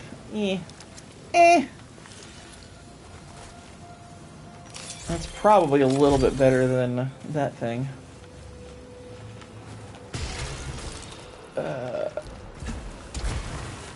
There we go. A key, nice. I'll take a key. I need a key.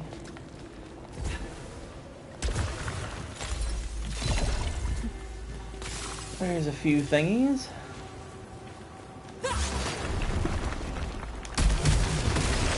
Tear down that statue.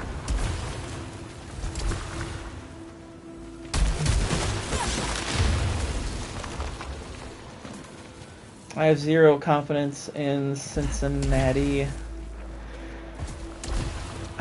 Yeah, they looked really shaky out there. I mean, granted, like I said, I think Cleveland has a really good defense, and they're a bad matchup for Cincy just on that front alone because they've got a great pass rush. If there's one thing we know, it's that Cincy is not great against pass rushes. They're not good against a competent pass rush because they don't have a great offensive line. So I wouldn't say I have no confidence in them because Joe Burrow does give me a good semblance of confidence. However,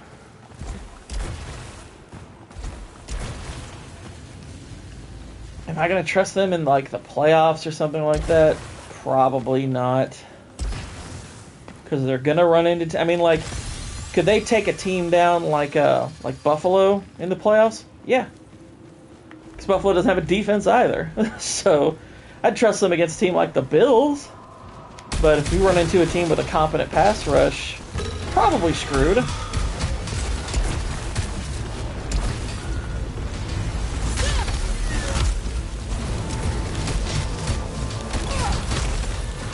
plus I don't love their coach.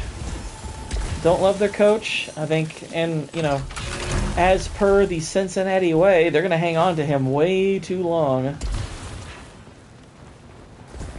Yeah, I think in all likelihood, eventually, Burrow's gonna want out of that situation. Eventually, he's gonna want out, and he'll be right to want out.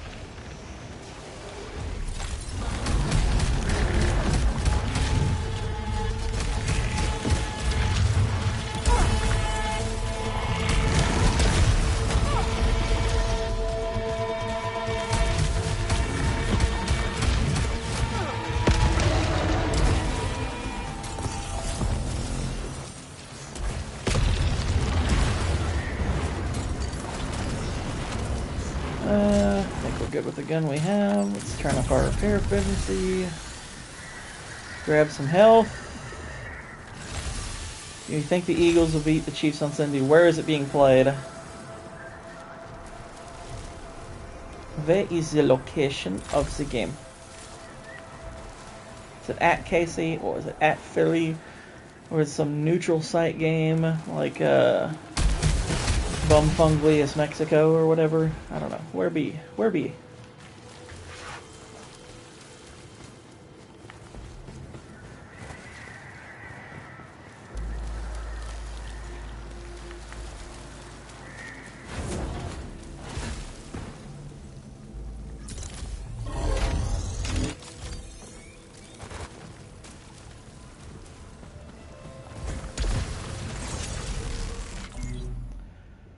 Okay, let's head on back.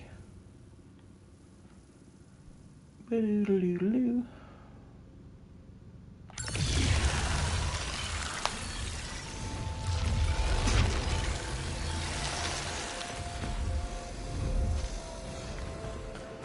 Alright, so we have a key now.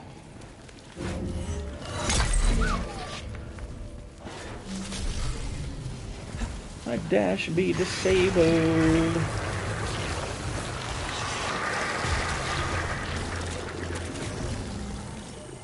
It will be in KC. I'm gonna say KC wins that game. At home, wanting some revenge for the Super Bowl. I'm gonna lean Kansas City in that game. I'm not going to be surprised by either result, but I'll lean Kansas City for that one. I think it's far. Plus, they're 0-1. That game is far more important for them. That game is a lot more important for them to win. So I will lean the Chiefs.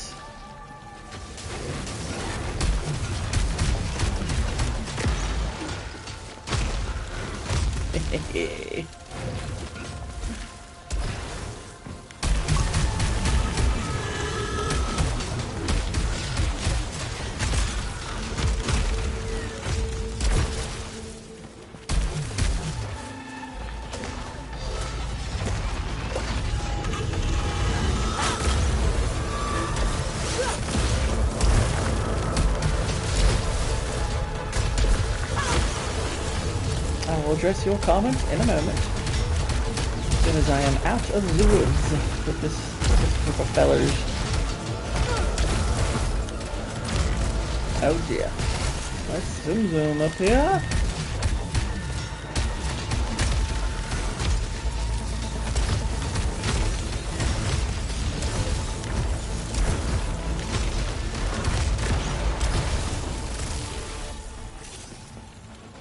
Okay, looks like I might have one more turret to take out. Hello.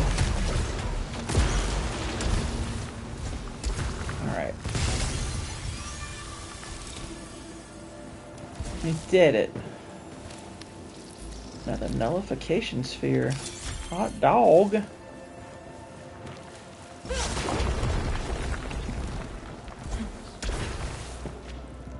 If the Eagles won, only then I could possibly be concerned about Kansas City. Well, what if they lose the following week? Aren't you concerned then? Huh? I mean, it kind of only seems like it gives you, you know, 2 options there. But yeah, I mean, I'm gonna lean Kansas City to win that game. I think they're gonna be in a place where they really need to win that one. They're gonna really need to win that game. The latest trailer for Knives Out has been released. Yeah, I don't care about the trailer. I just know the movie's gonna be shite. Because that's just what Knives Out movies are. They're freaking garbage. I think these are the most fascinating of the of these aliens, are these mechanized ones that we know nothing about. I think these are pretty freaking cool, man.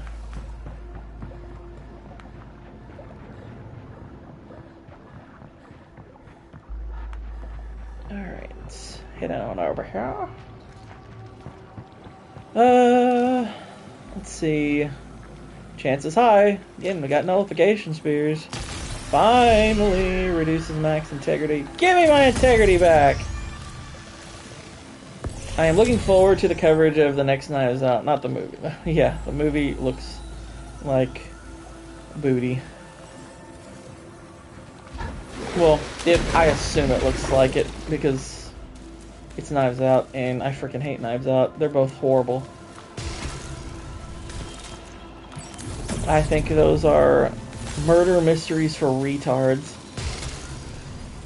I don't know how people are suckered in by those pieces of garbage.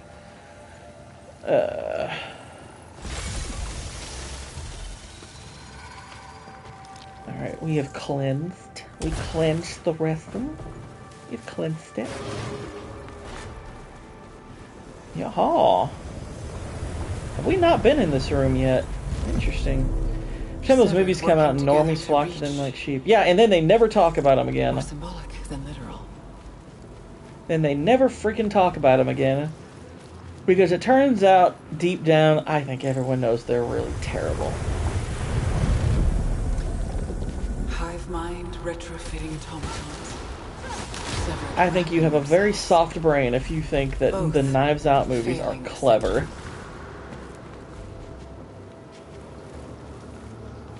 They are functionally retarded.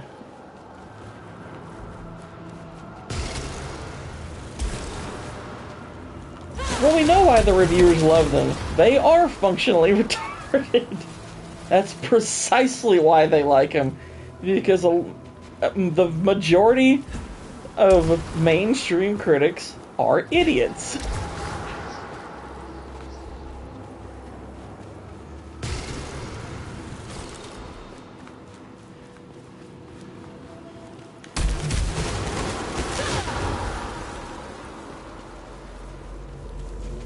Okay, so got that.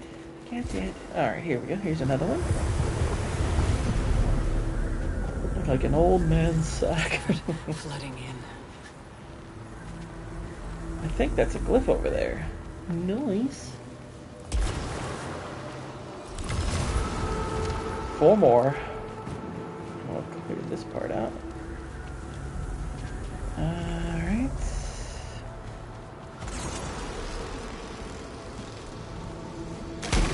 One more down here.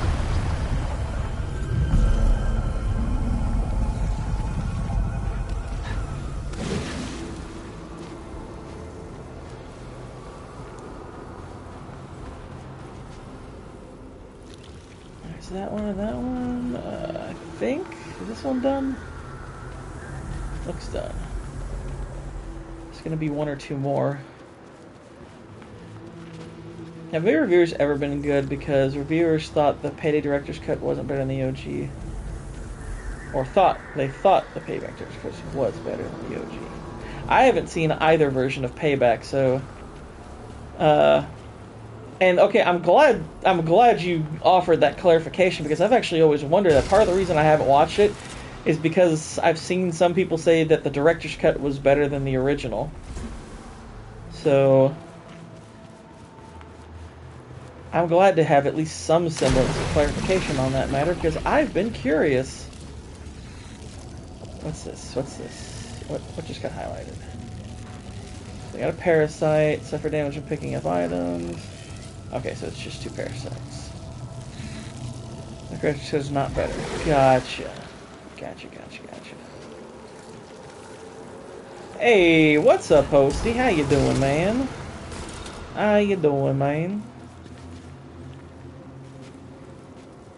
I've been basically asking everyone in here.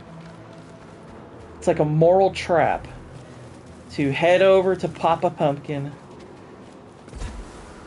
go to the new video, give it a like, leave a comment. You can go to the comment section and say, dude, you're gay. That's fine. That's totally fine. I accept that comment. I don't agree with it, but you know, I'll take it. Trying to push for some, you know, engagement, subscribers, all that good stuff for the new venture. Because it has been growing at a decent pace so far. We're 25 away from hitting 100 last I checked, so that's good. So we actually got all of the thingamabobbers here. Or is there another? I don't see any other ones of these.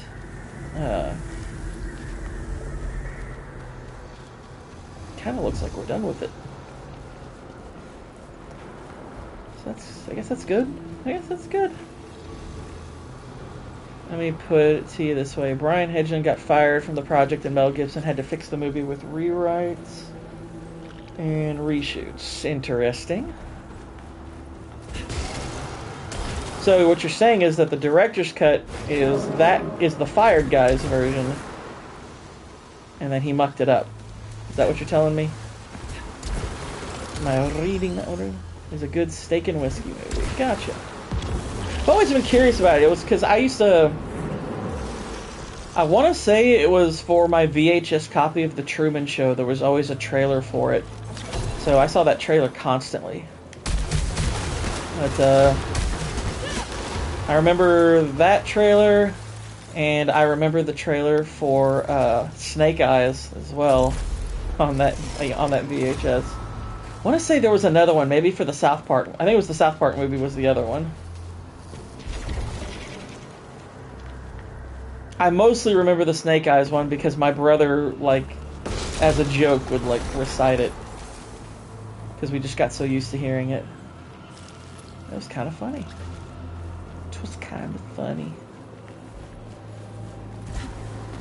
Okay, so I think, yeah, we got everything in here.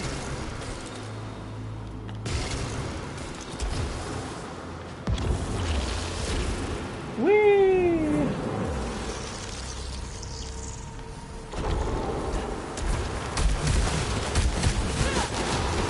Ew.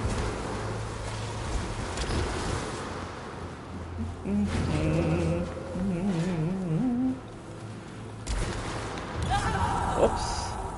Basically watched the movie for Mel Gibson being a badass and for young Lucy Liu wearing lingerie. Interesting. That's cool. Cool. That sounds fun to me.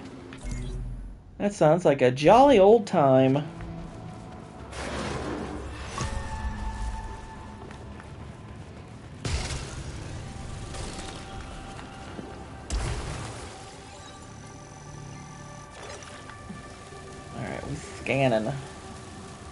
We scanning.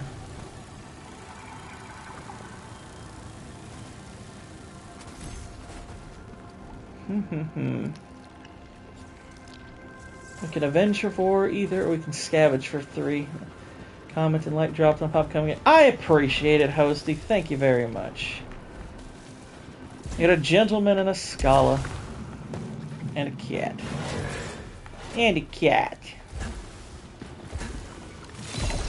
Alright, we got our ether. Our ether hunt.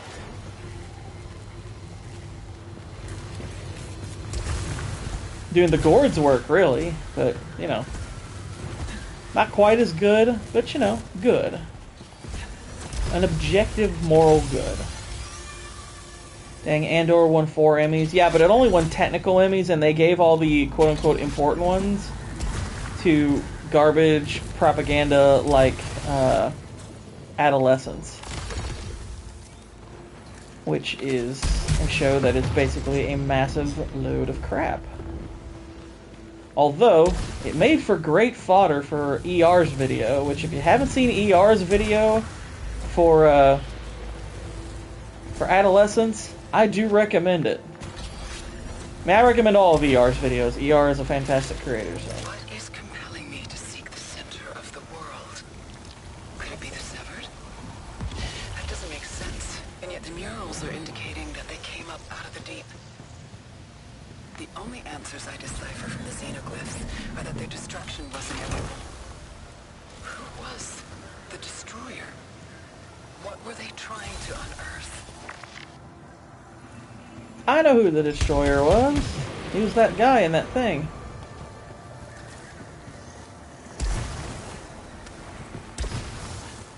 I think Zool's the Destroyer.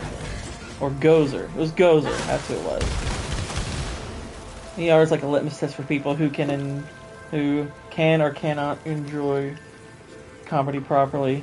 I freaking love ER's videos. Like, he has some of the most rewatchable content on YouTube. I've probably watched his Life as Tumblr video like 10 times. It is so freaking funny. Granted, the funniest part is, I mean, I can't say the funniest part, literally, but the funniest part is where he just zooms in on whatever her face is and drops the AI voice saying the N-word. That's probably the funniest part of the video, but gosh, that video cracks me up. But he has a lot of videos that are... I've probably watched all of his videos at least twice. I love his stuff.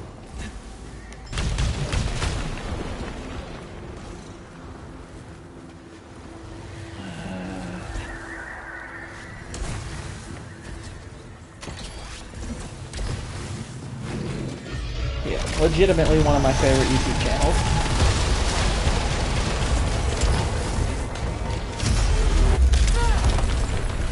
I feel like I got stuck there. Apparently Spielberg wants to make... Well, he wanted to VR enhance the Legend issues. I agree. He wanted to make a Call of Duty game, but he couldn't get the rights.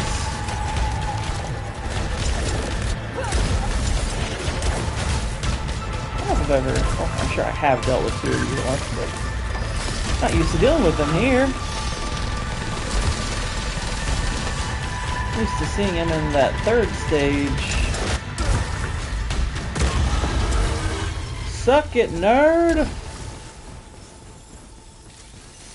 Yeah, his Korra series is great. There's a lot. He does a lot on Korra. He's got, gosh, what does he have? Like 8 videos on Korra? I don't know what a Call of Duty movie would look like. I know what it looked like. It looked like Ready Player One now.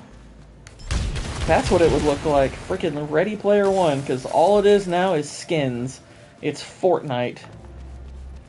Call of Duty's become a freaking joke.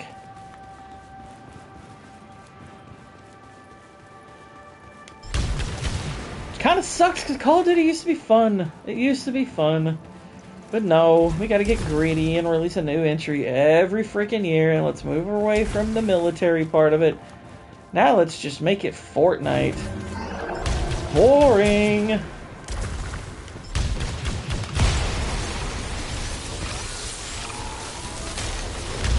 Wow, that did not do a lot to these guys. Light siphon. Boobadoo. Oh dear.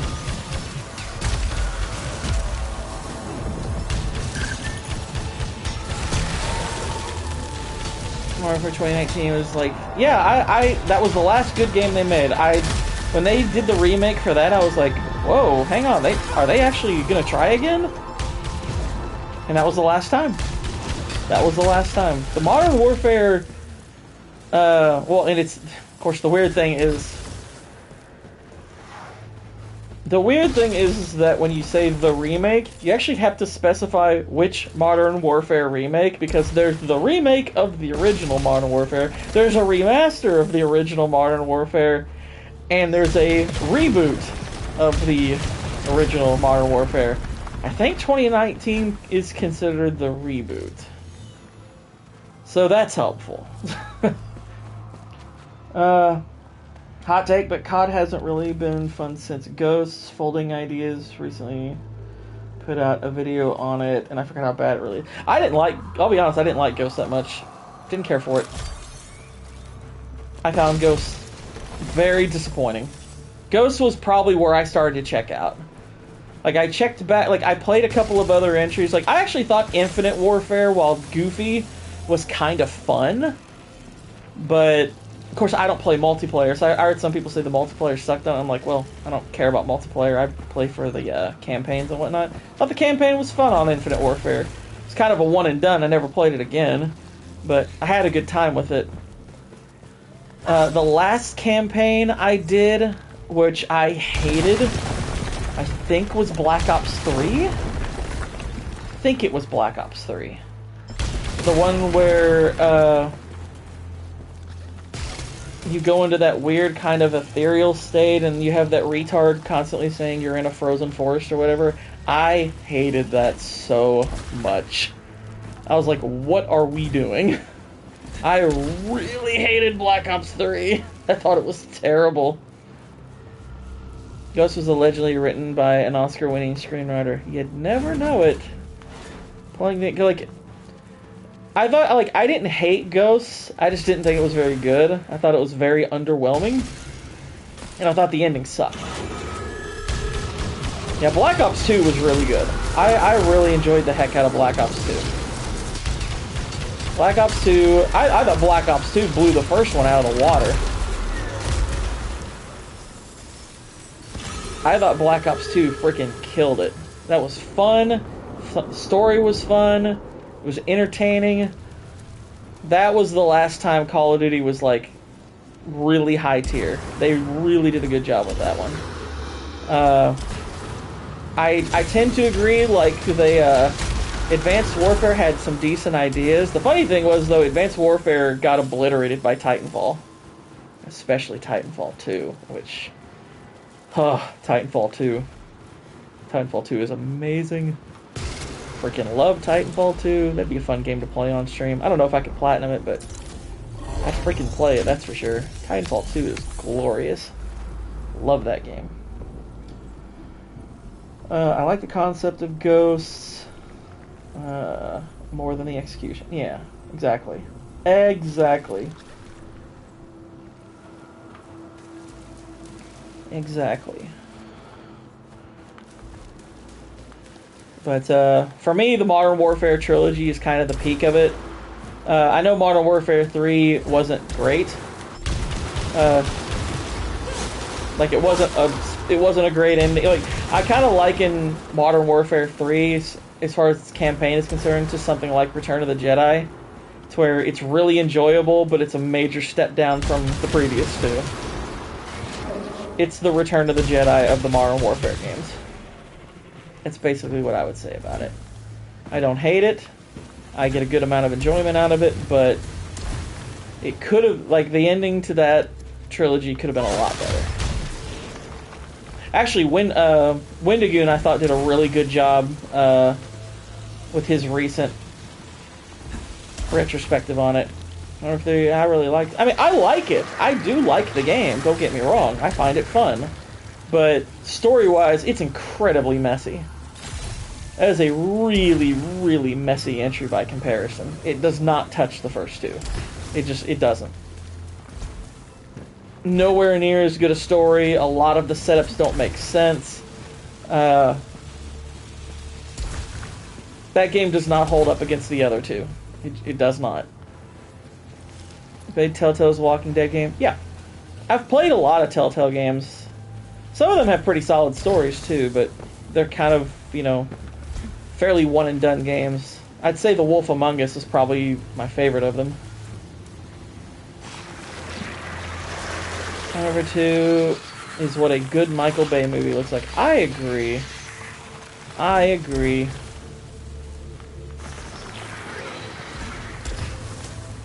And there are allusions to Michael Bay's good movies in that, particularly The Rock. But yeah, if you want to watch a fun retrospective on the Modern Warfare trilogy, Wendigo did one a few months ago. It's a long video, like most of his stuff, but it's worth the watch. Did a great job with it. As he so often does. He's one of the better channels on YouTube.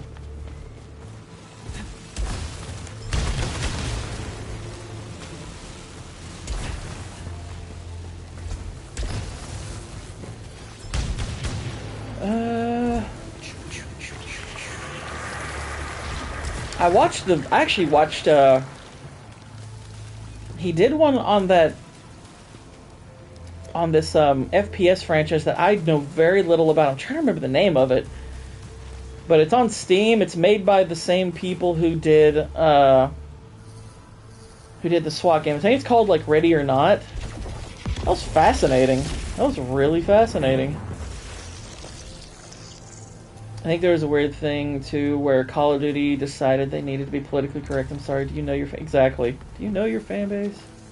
Yeah, I agree. It says there's something down here. I'm just like, what? There's a little icon right there. What is it? What is it? Is it on a level I'm missing?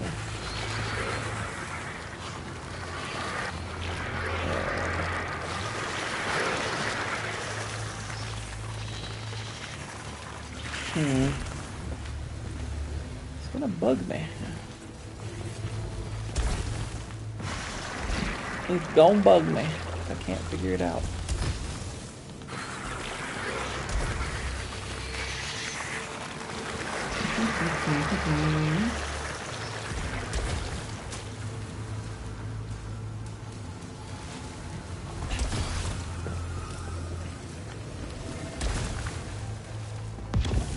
Okay.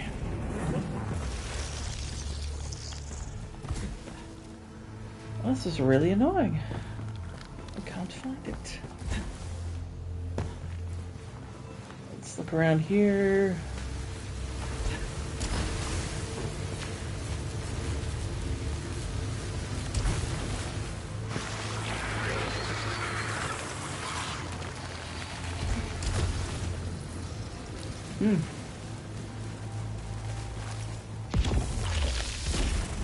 I do businesses try to make the people who were never gonna buy their games anyway happy? It's a good question. Well, I mean, the appeal to normies sadly works a lot of the time. COD is still a huge seller. They build a fan base with dedicated people, and then they draw on the normies when they want to expand. Now, the problem is that eventually the normies start to get tired of it because they just move on to other normie stuff. And by then you've lost your fan base, and then they come crawling back. Like, I'll be honest, I know a lot of people are excited for the new Battlefield game.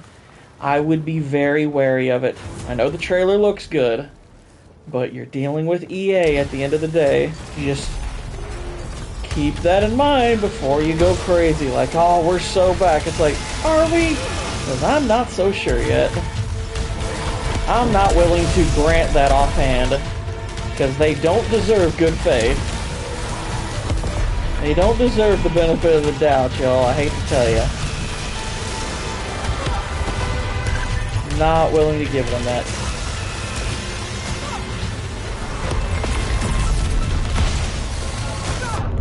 Oh boy, we're in trouble. We're in trouble.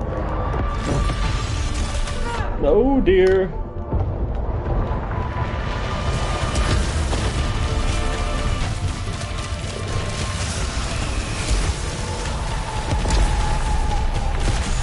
Okay. I've heard Helldivers 2 is pretty sick. Oh yeah, I've heard a lot of great stuff about Helldivers 2. Most of my friends play Helldivers 2. So yeah, Helldivers 2 is super popular. Alright. Moderate. I'll take it. There we go. Worth the risk.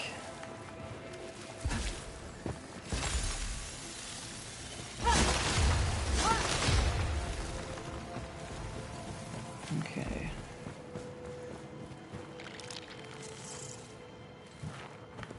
And let's grab this. Fabricator costs increased by 25% or kill 25 hostiles. We might be able to get away with killing the hostiles for this one. Always be careful with betas too. They often are way more fun than a full-on game. Yeah, I've heard. I mean, I haven't engaged with a whole lot of beta versions of games, but I know a lot of the times you see like the best bits of something that get X'd out before you can really. Well, they'll X out the fun stuff, and then you're like, well, this game's just not that enjoyable by comparison anymore. So that sucks. Okay. Oh, I didn't actually. I was like, why did it take me here? Oh, because I didn't select the right teleport. I think that's the right. I think that's the right. Every Battlefield and COD beta I ever played was way more fun than the actual game. Really interesting. I'll tell you one COD entry that I never was quite able to figure out why it wasn't very good, because it should have been a freaking slam dunk, and that was the World War II one. You would have thought that'd be easy. Alright guys, give me 1 sec, I gotta check on something. I'll be right back.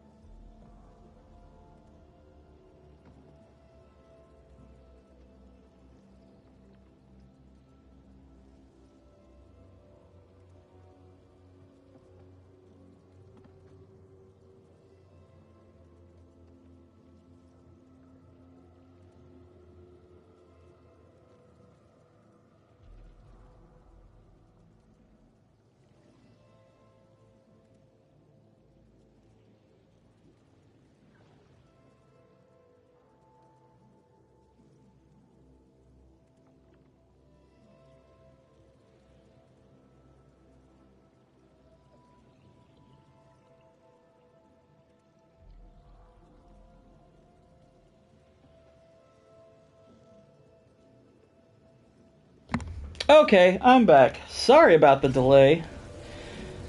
Sorry about that. Okay, hang on. Let me look at the chat real quick. Are you ordering pizza? No, I am not. I don't eat. I don't order out for food, like delivery stuff. I don't do that, or I haven't done it in a while. Whitey can attest to that. I've gone 81 days without any fast food, any delivery, soda.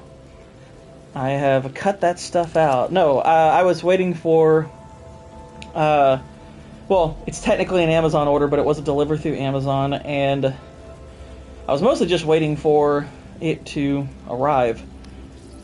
And I thought it was just going to be left at my door, and I'd go grab it, but my apartment it's kind of, like, hidden, like, it's not right off the street, so some people have difficulty finding it.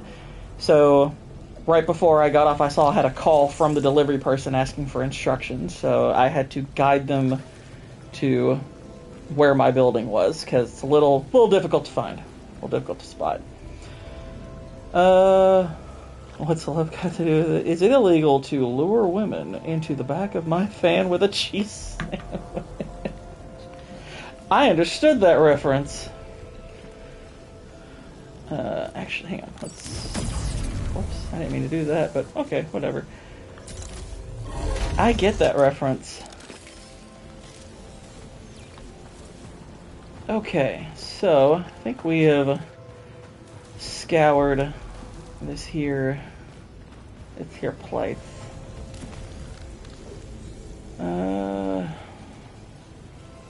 Converts oblates into integrity. We're gonna pick up that instead.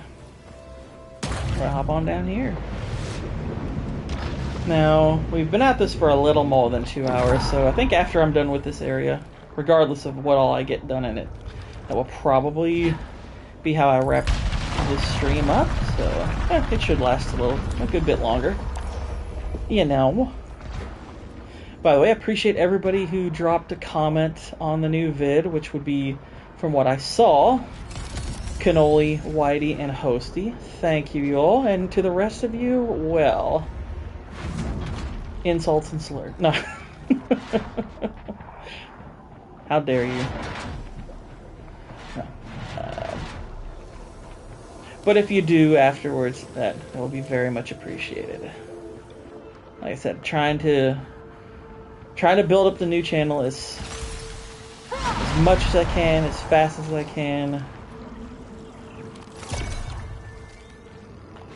Any support is very much liked. Is Pink Floyd a punk band? Oh no! We gotta stop. It's Punk Floyd, obviously. Boy, some of the takes. I'm over it.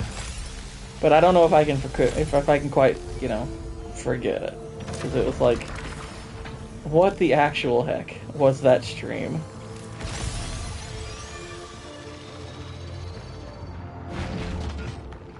Alright, we're in good shape for this level. There is probably a band called Punk Floyd. I imagine there probably is. And it's not even a bad idea for a name. Pink Floyd is psychedelic rock.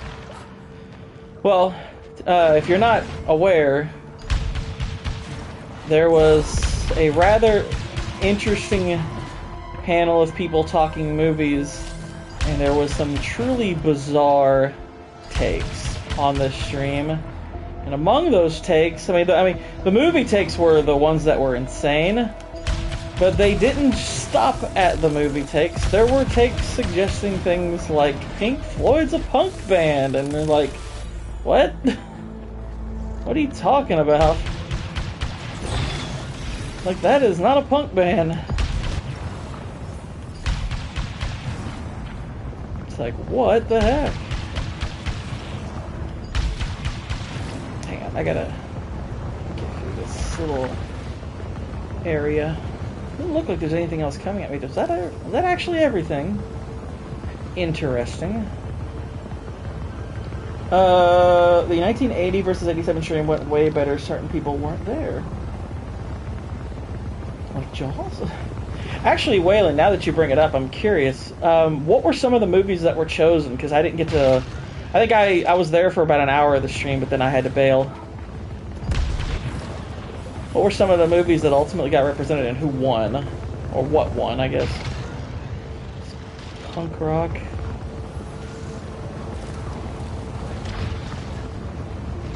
That's what we're saying, Israel. It was a weird stream.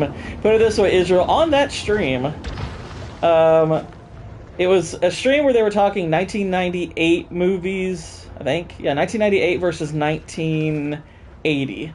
Okay. And in the drama category, basically it was like every category, you got to pick 3 movies to represent that category for both years, and then the movies would go head to head, people would vote on it, all that good stuff. And on that panel,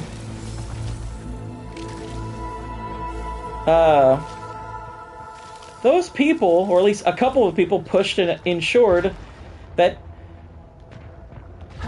The Truman Show was left off in favor of What Dreams May Come. And both The Waterboy and, what was the other... Oh, both The Waterboy and The Wedding Singer represented the comedy category, but not The Big Lebowski. This was the level of millennial retardation on that stream. And it's like, what the heck is wrong with you people? The funny thing was, Goodwin was just sitting there checking. I was like, hey, if y'all want to undermine... Because they were, like, so sure that 98 was going to beat 80. And Goodwin's like, if you want to handicap the year you think's going to win, by all means, go for it. And the funny thing is, like, 98 is really strong in the drama category. Like, they had, it sounds like a pretty stressful stream to me. Oh, dude, it was... Like, me and Waylon were kind of losing our minds. Waylon was especially like, I can't with these people. This is insane. You people are idiots. And I was just sitting there more just flabbergasted because I was like, I can't believe this is a real discussion. I can't believe we're actually even having this discussion. Like, that's insane to me.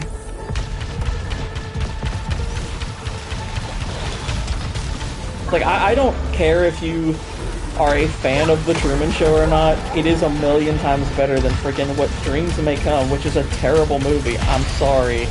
I'm sorry. I know it's Robin Williams. I know we all love Robin Williams, and we're sad he's gone. I get it. But that is one of the 2 movies in my life that I have almost walked out on. That movie sucked.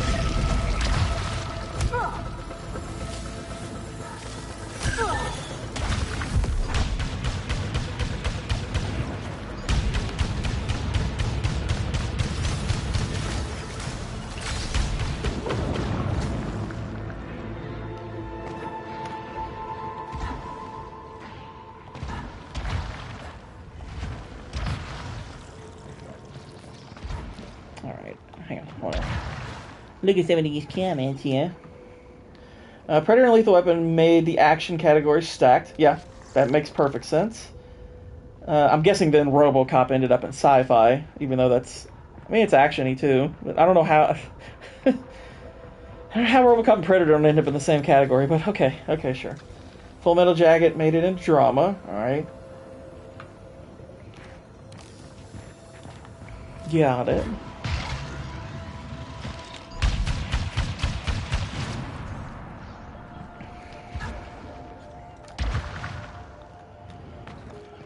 But yeah, if you go over Israel to Zax's channel, his What's Good Wednesday streams, and you watch that, it will aggravate the living crap out of you. I promise.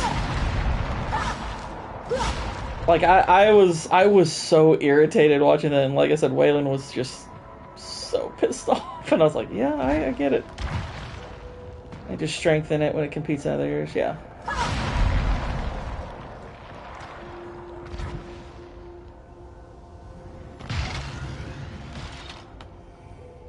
That didn't help at all, doing that. Okay, here we go. Here we go. Here we go.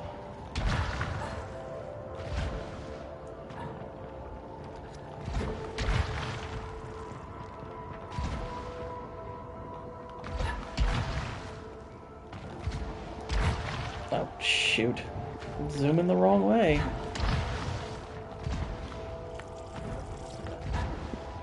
DM that stream.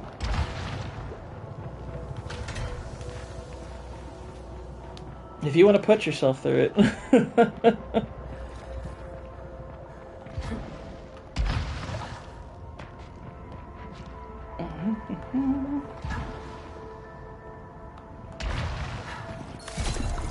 Okay, hang on. 1980 had a thing where it was really top heavy. Empire Strikes Back had some great, it had some great comedies. Other categories were thin.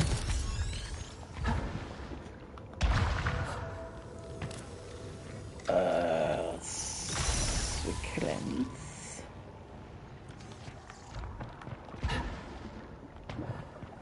Yeah, 87 knocking off 80. I'm like, I get that. I can understand that. That doesn't bug me. Yeah, that makes sense. I can't say I'm all that surprised, to be honest. Suffer damage when using keys or collect 2 parasites. Well, if we kill hostile, we can get rid of that one, then we can nullify. Or we can just go ahead and nullify both, in which case, why not? Might as well. So we're going to nullify one, might as well nullify both. There's no reward for doing it naturally, after all, so might as well.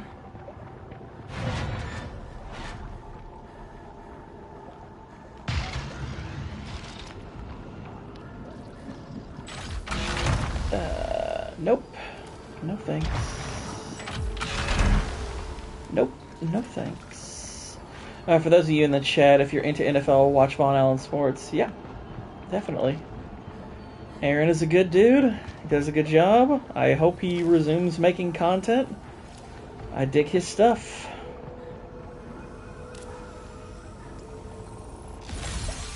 Haha.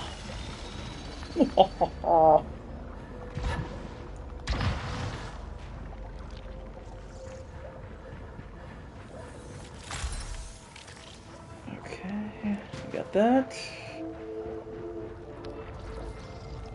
Honestly, the main thing I'm hoping I'll find on this particular run is the last of the Sunface fragments, because I believe if we get that, we will unlock the real ending. The really real super special ending. If you think that's bad, I've seen people say BVS is the greatest comic book in history. I'm gonna be honest. While that's retarded, obviously, that does not bother me as much as a lot of the stuff I was hearing on that stream. Like, not even close. Not even close. I can deal with a normie retard. It's another thing when you're hearing people who talk media, actually talk media, and are making claims about the way they talk media that doesn't line up with simple objective reality. Like, one of the people who was picking some of these terrible things was actually claiming, well, I have objective standards. I was like, no it doesn't. It should bother you as much. How would you know that if you haven't seen the stream, dude? That doesn't make sense. If you haven't seen the stream we're referring to, how would you even know that? I don't care that people say... Well, here's the thing. I can actually get into the headspace of that kind of person to know where they're coming from. Now, they're obviously wrong, but it's pretty clear what moves them. They're moved by flash and slow-mo and effects and stuff like that. And they're probably Snyder Bros. Shocking. It's like, that's kind of all the information I need. That tells me everything I need to know. That doesn't bother me that much. It's kind of like if I were to put a street baller on the same court in a professional game as, say, an all-star. And both of them had bad games. Now, the street baller had the worst game. But the all-star had a bad game, too. Who am I going to actually be mad at? I'm going to be mad at the all-star. There's expectations with him.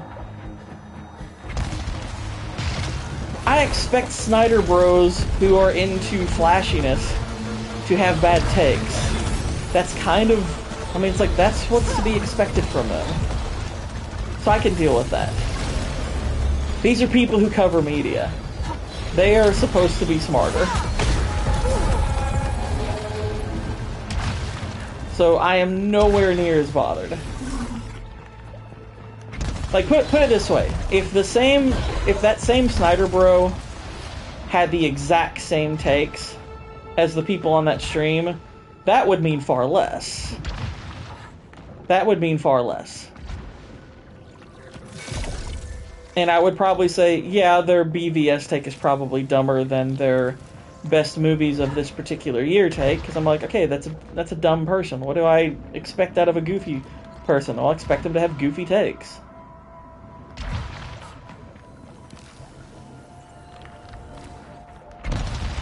And I'll at least give this much credit to BVS. The director's cut of BVS, arguably the second best movie in the DCEU. Granted, that ain't saying much, but it's arguably the second best movie in the DCEU. The director's cut actually is an improvement. Yeah, Soro's kind of forgettable, and I'm like, oh my gosh. This is what we're dealing with here. I was like, I think my brain is bleeding.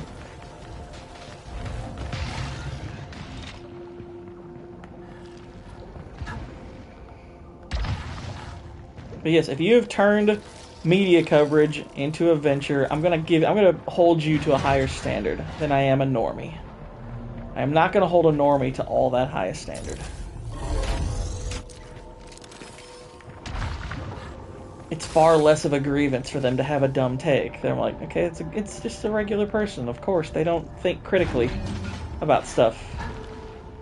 Like Aaron being, Aaron saying like he loved Man of Steel. Once I saw him basically say that him calling something good was him just saying he enjoyed it, I was like, oh, okay, well, that tells me everything I need to know. That's fine. I don't mind if you like Man of Steel. That's fine. If you like that movie, no problem. I get liking that movie. That's fine.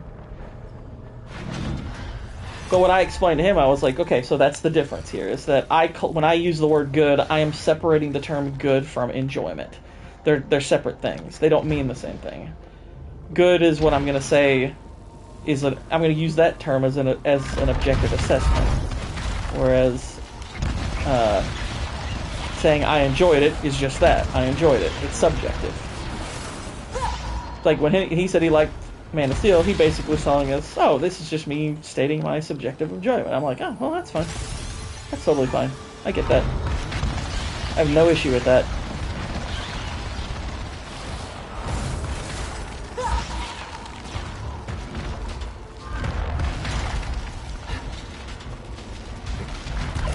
The Jaws is just an assault.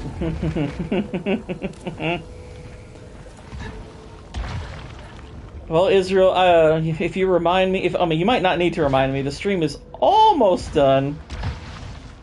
I got a meme to show you later about a particular Jaws take. Well, no, I take that back. You have seen the one I was thinking, but somebody made a meme of that Jaws take that I thought was pretty funny, because it was based in truth, because it was based on that particular review, because that same person gave the same score to The Room. He gave the exact same score that he gave to Jaws to The Room.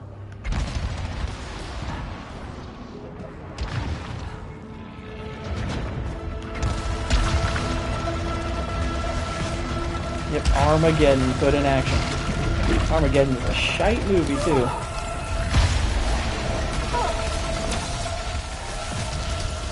Hate to break it, people, Armageddon's not a good movie. It's dumb fun. I'll give it that. It ain't good. It ain't a good film. It's a goofball movie. Fine if you like it. I can understand that. It's a goofball movie. Sorry to break it to you.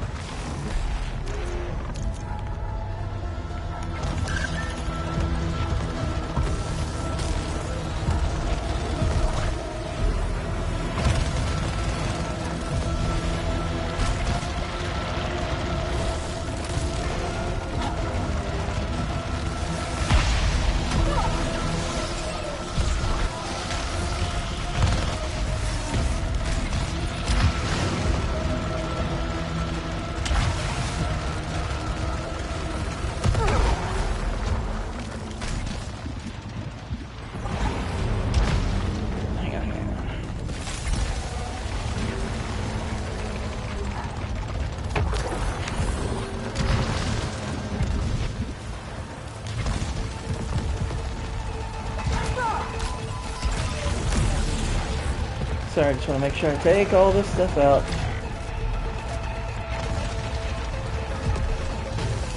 Looking at this? Hello. It's actually a pretty good gun.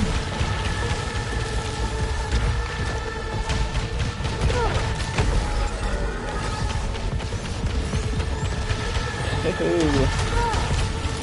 I'm gonna take this sucker out.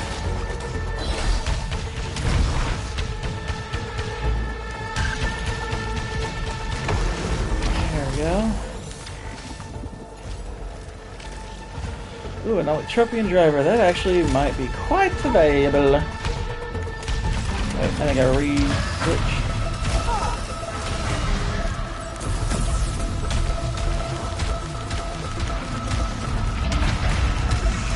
Oh boy, it's out of hand now. There are two of them.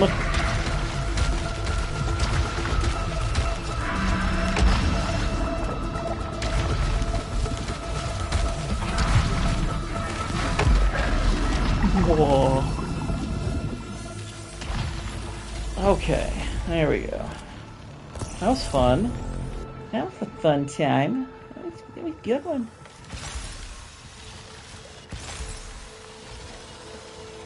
Alright, let's look at these guns. That's the one I left behind. That's a decent one. Alright, pickup is doing good too, because it's not... We've got a couple of these that we've been able to use twice. Always good. Oh, yes. Sweet. I'm gonna keep the Electropian driver, because it's better.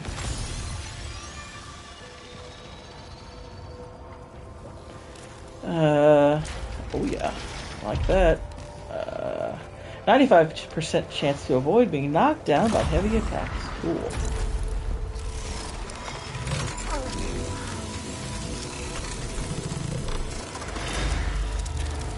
They lose jaws. Or let's see, I'm gonna look at these. Okay, Prime Catherine Zeta-Jones is on screen. Wow, look at Antonio Banderas. I've heard people also say they lose.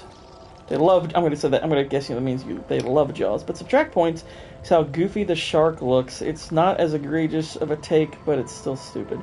I mean, I get saying that. I'll be perfectly honest. I don't know if goofy is how I would classify the appearance of the shark. At least not in total. I think there are a lot of sequences where the shark looks quite good. Let's see. How did I get so many malfunctions all of a sudden? That's weird. Okay. By the way, the same person with the Zorro and John Wick take talked about how great Desperado is. I mean, I enjoy Desperado, but Desperado is not anywhere near as good as Mask of Zorro. Mask of Zorro is quite excellent. That's a legitimately excellent film.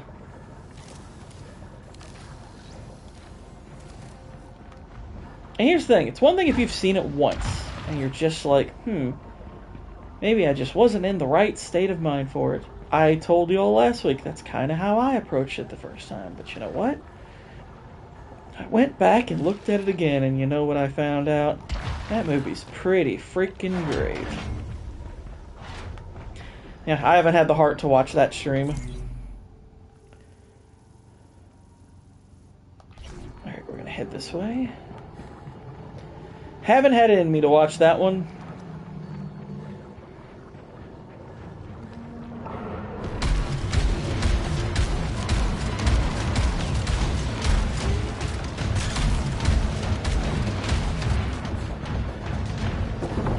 Pick them up.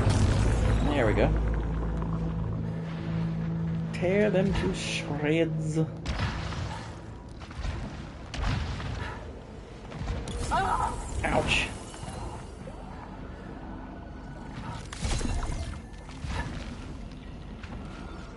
Yeah, I had to deal with Die Hard 3 and Desperado being put into action instead of GoldenEye. Yeah, that is a special level of retarded. It's like, holy crap. It's like, you know what? Quit. Quit talking movies. You don't deserve to. You have no freaking idea what you're talking about. Just stop. Just give it up. Nope, we don't need that.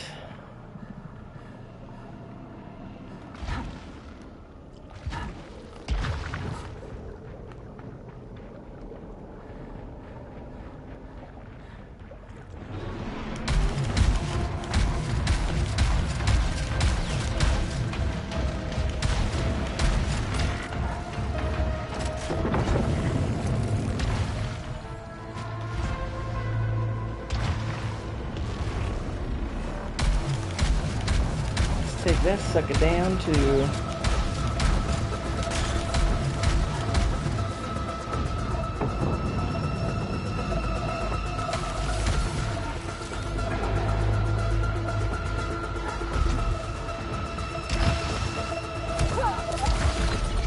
I knew that was going to be tough. Okay, now you're out of here. You're out of here. Okay.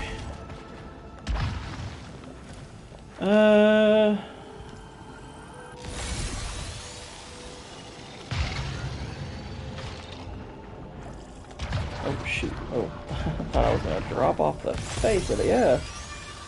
Got a lot of suit integrity. Oh, and for 87, they had Beverly Hills Cop 2 in action over The Living Daylights. It's, you know, I haven't seen Beverly Hills Cop 2 in a really long time. I've seen The Living Daylights once. To my memory, I'm pretty sure Living Daylights is better. But I haven't seen, like I said, I haven't seen Beverly Hills Cop 2 in a very long time. Very long time.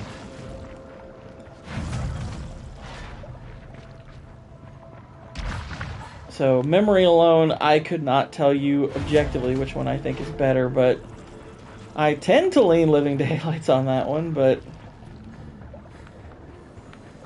my gosh, if it's like, we don't want GoldenEye in there, we want I mean, it's like Die Hard 3, okay, I like Die Hard 3, Die Hard 3 is pretty good. You're gonna have Desperado in over one of the best Bond movies. Are you stupid? I mean, seriously, are you stupid?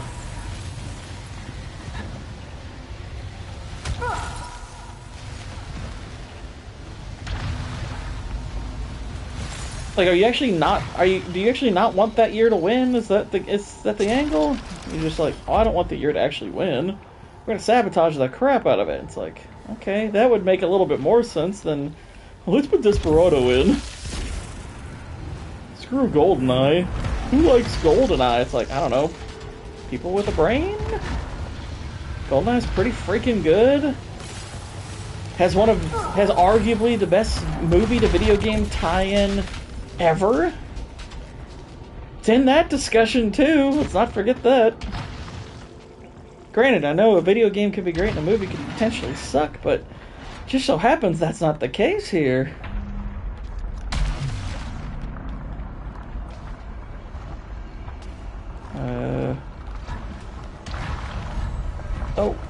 Oh. Yes. Yeah, 92 is not an especially deep year. That's true.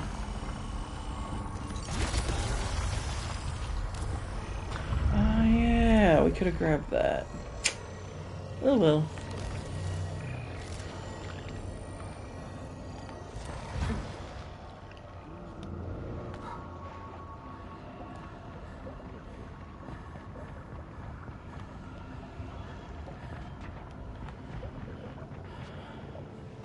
My curiosity here is now, is the next time I probably should go towards the right. Because there's probably something up there that I don't have that I could use. But we can go down here. No. Not that. Not that. Don't want it. Don't want it. And let's... nope.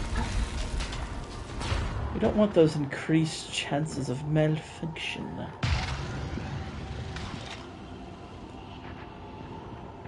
The Jaws meme is hilarious. Yeah, that was really freaking funny. I don't know who made that, but I was like, that's freaking funny.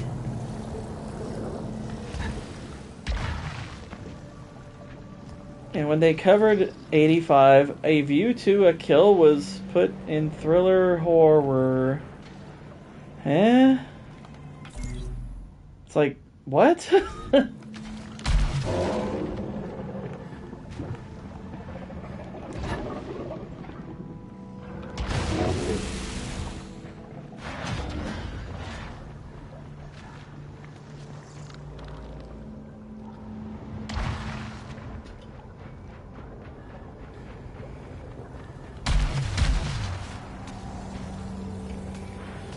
Nothing on that one. Let's see. Another Sylvian Bio. That's a lot of health we could have, potentially. Lots of it. All fire. We can't up our max integrity. Somebody on the panel said it's the best Bond film.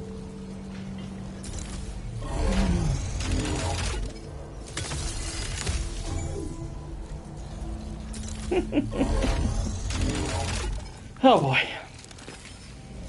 You have a lot of health.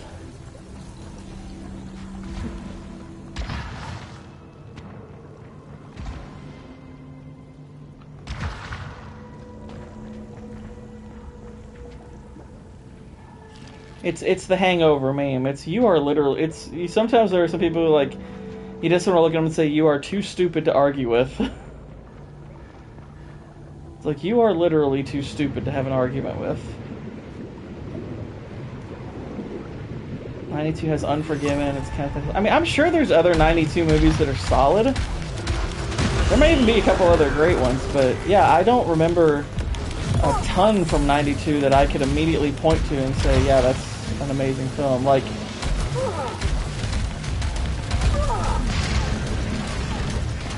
off the top of my head, when people say, oh yeah, when I saw Unforgiven won Best Picture, I'm like, well, of course it did. It's the best movie that year. Of course it was. Like, it's not even a question of, well, maybe it could have gone to this. No, it's like, no, it was the best movie. Now, granted, it's a phenomenal freaking movie, but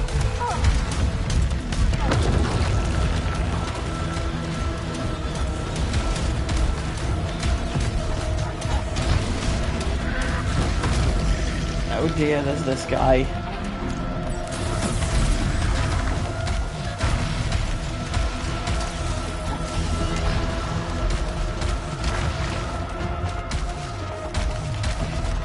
'95 versus '93 would be pretty epic. Heck, '94 is pretty strong too. At least top. It might just maybe it's just top heavy from what I'm remembering. But I mean, I know '94's got a lot of that had a pretty stacked Best Picture race at the very least.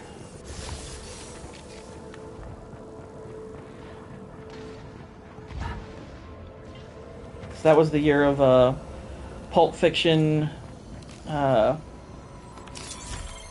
That was the year of Pulp Fiction, Forrest Gump, Quiz Show, Shawshank. I never saw Four Weddings and a Funeral, but I know that was the other nominee. But yeah. 92 also has Reservoir Dogs, that is true. It's like Interstellar. Yeah, it's like what's wrong with Interstellar? It's like, it's stupid. Let's start there. It's a very stupid film. I'm sorry, it's a really stupid movie. I hate to break it to people. Interstellar's nonsense. I get why people like it, I really do. But it's really retarded.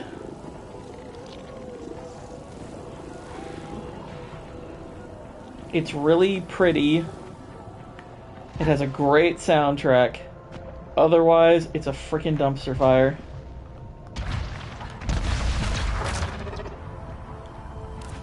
And the thing is, if you're willing to look at it objectively, I don't think it takes that much effort to see that. I really don't. I really don't think it takes a lot of effort to see the problems with that movie. They kind of start to crop up fast.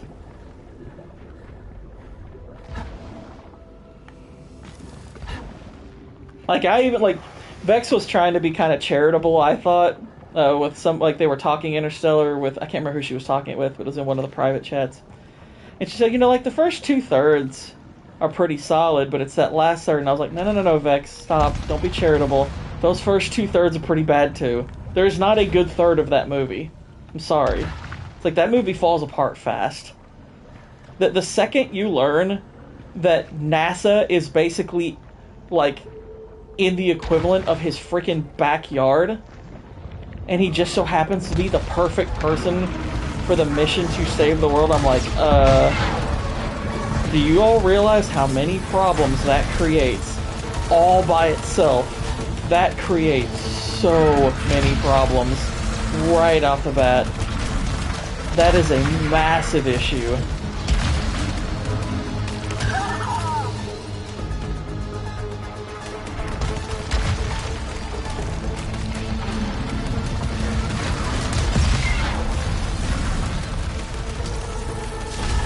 Like, I don't think people quite realize just how huge, like, how much of a destructive element to the plot that really is.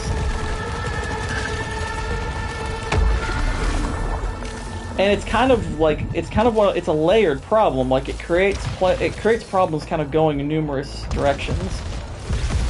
So I'm like, okay, this thing is out in their backyard, and I'm like, okay, why didn't they contact him? Because I mean, he just so happens to be that freaking close to them, and I'm like, you all have never thought to contact him?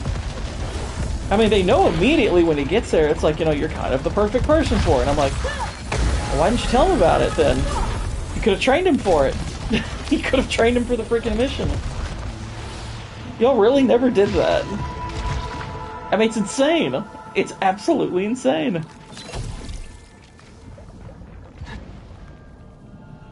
And he even says, he's like, well, what would y'all have done if I hadn't shown up here? It's like, oh, we would have gone anyway. And I'm like, what? The second you know he's that close to you, it's like, you know, we might want to contact this guy. He's only a little small ways away. We're practically out in his backyard.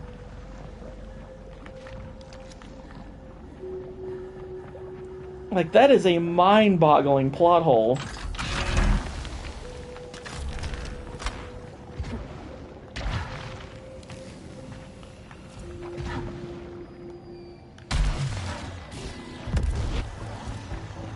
Like, that's one of those plot issues that you could argue breaks the movie. Like, that's literally bad enough to where it's like, I kind of think the movie's broken at this point. Because how do you even begin to explain this?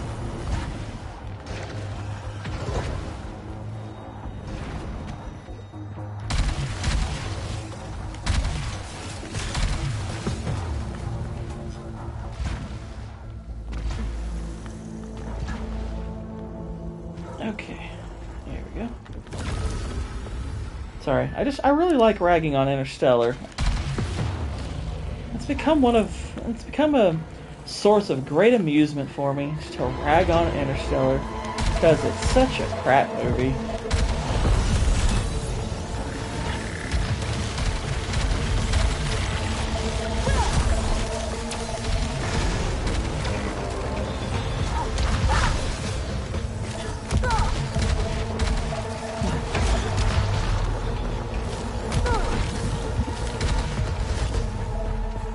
Okay. Oh boy, a shield. What's that?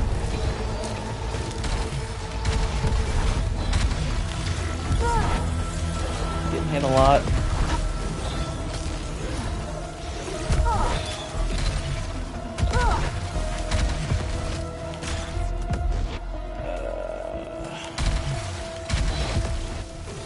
There we go. We got all the kamikazes out of the way. Took some damage there, but we're okay. We're okay.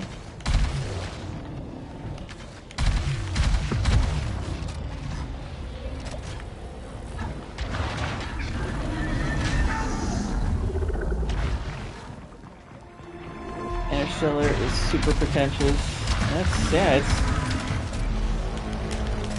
The funny thing is, like, and to me, this is a fun topic because Proctophile was asking me, why I didn't like Arrival. I've brought up a couple of times that I think Arrival almost as bad. I think it's almost as bad as Interstellar. Not quite as bad, but almost. And yet, I probably would say I like Arrival less, subjectively. Because that movie to me is more pretentious. And rather stupidly so. Like, I find that movie highly pretentious.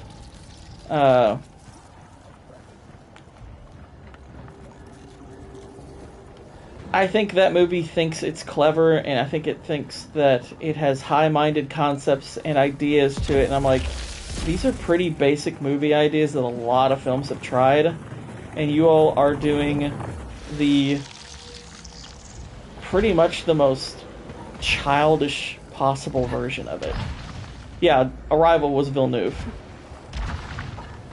Because, like, basically the ultimate point of the movie is, like, this whole idea of worldwide unity and all that, and I'm like, you all take a second grader's... It's like, it's a second grader's approach to the concept. Because you're all acting like, oh, this would just happen because aliens taught... It's like, if everyone speaks the same language, we're just gonna all get along. I'm like, no, it's not quite that simple, I'm afraid. It's like, that's a pretty naive way of looking at it. Because even if you start to teach everybody the same language, there's going to still be a lot of war and casualties when it's, before the world becomes unified, because you still have a lot of conflicting worldviews out there. And they're going to fight. That's kind of the thing about worldwide unity, is it's like some viewpoints have to lose. That's sort of the problem. A lot of viewpoints have to ultimately lose, and generally there's a lot of fighting that goes on beforehand. So yeah, that's a pretty childish way of looking at the idea of unity. You could even make the argument that the type they're going for in the movie isn't even a good thing.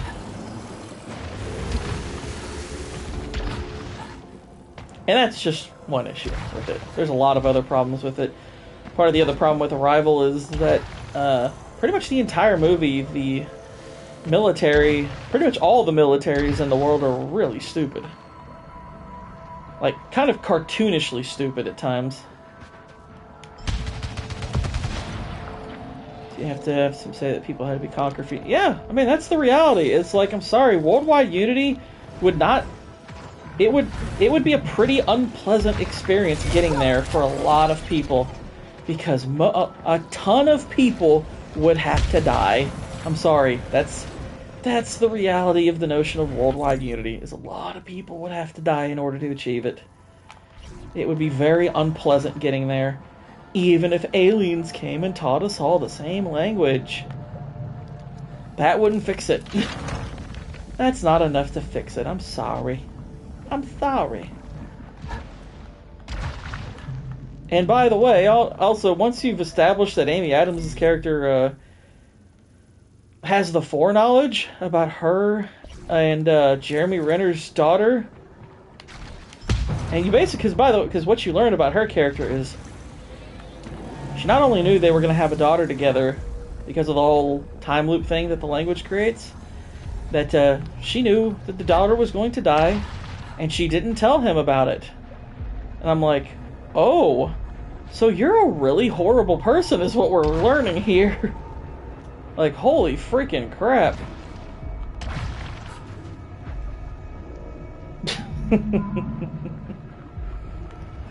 That's kind of funny. White guys have harassed women on trains before, Israel. It's just, we're playing the odds.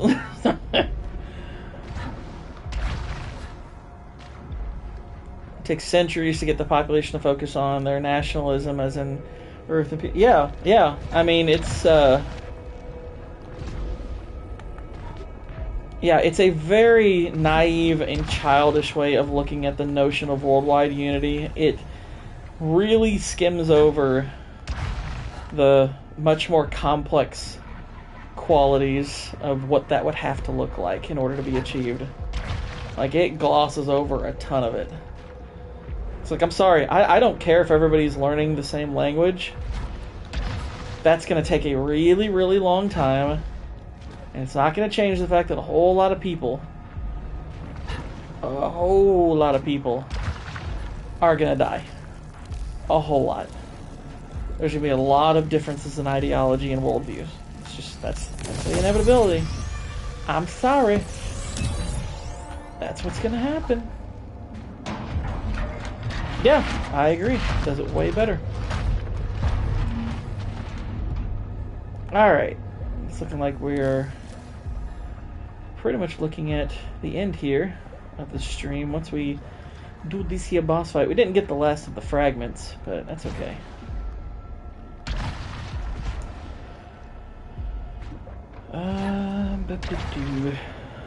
Alright. Let's hop on down. Go ahead and heal up. I know we also have an astronaut, so we really shouldn't struggle in this fight when it's all said and done. We should win this one. We should win this fight. It's face hugger legs.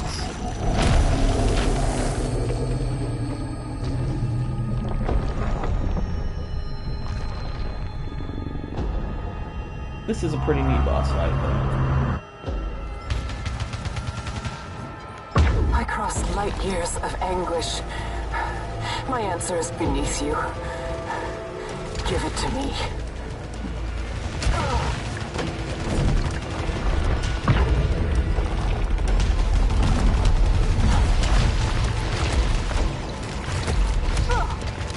Tentacles! Exactly. Bless the holy tentacles!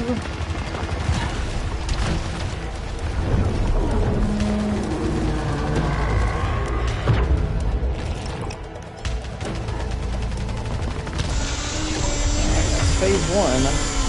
I like phase done.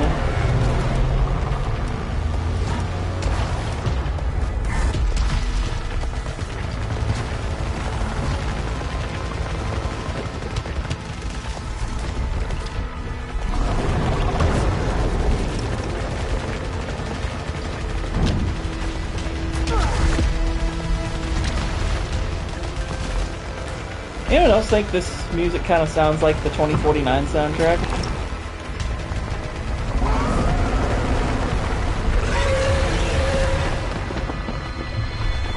Nice piece of vehicle.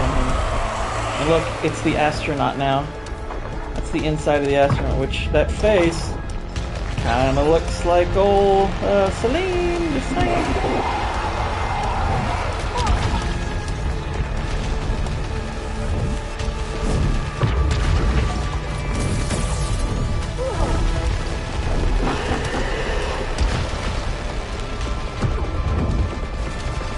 Yeah, it kind of does. It very much has a 2049 kind of feel to it. Which I'm not complaining. I like the soundtrack of 2049.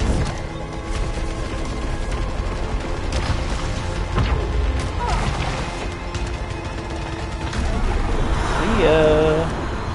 I didn't even have to worry that much about health on that fight because we're just so stacked with health, and even if I died, I had the astronaut that could bring me back to life. Blech. Alright.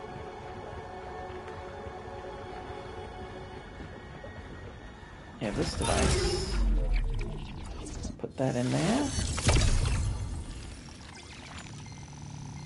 I call 2049 Canadian Blade.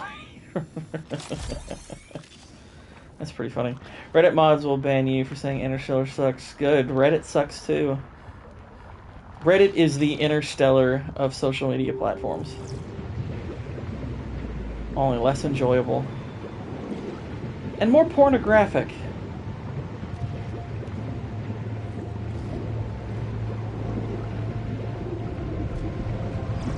I can't say I've ever seen the need to spend hardly any time on Reddit if I can avoid it. Which I can, thankfully. I don't need to be on Reddit. I don't particularly like Reddit. Reddit, kinda gay. Not a fan. Not a fan. Can do without. So ban people for calling out the murder of the Ukrainian girl over there? Yeah. Don't let me hit you.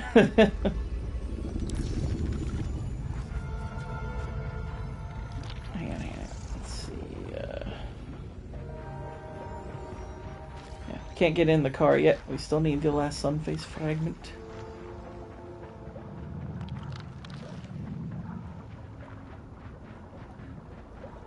Reddit has a lot of femboys. Yeah.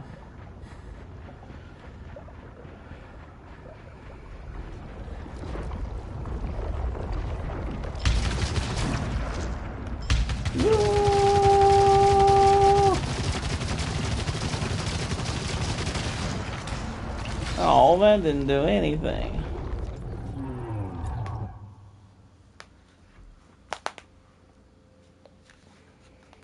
Alright, we can pretty much skip all that. We've already seen the ending. Well, this ending at least.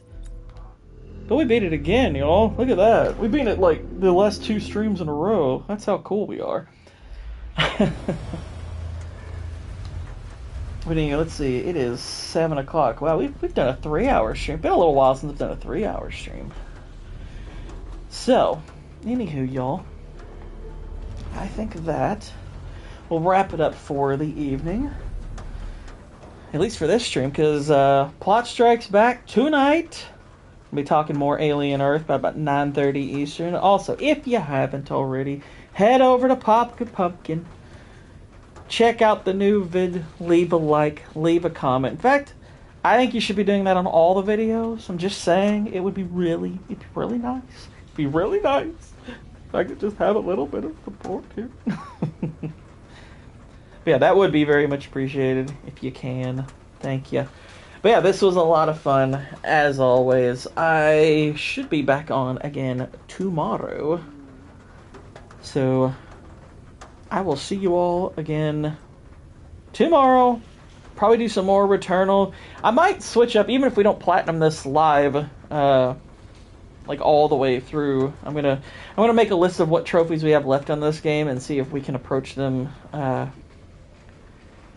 a certain way to kind of wrap this particular game up so we can move on to something else. And I'll think about what's going to come after. Maybe Shinobi, maybe Hollow Knight, maybe something else. But anyway, appreciate y'all joining. I will see you all again either tonight or tomorrow, hopefully. Until then, good night, God bless, and Godspeed.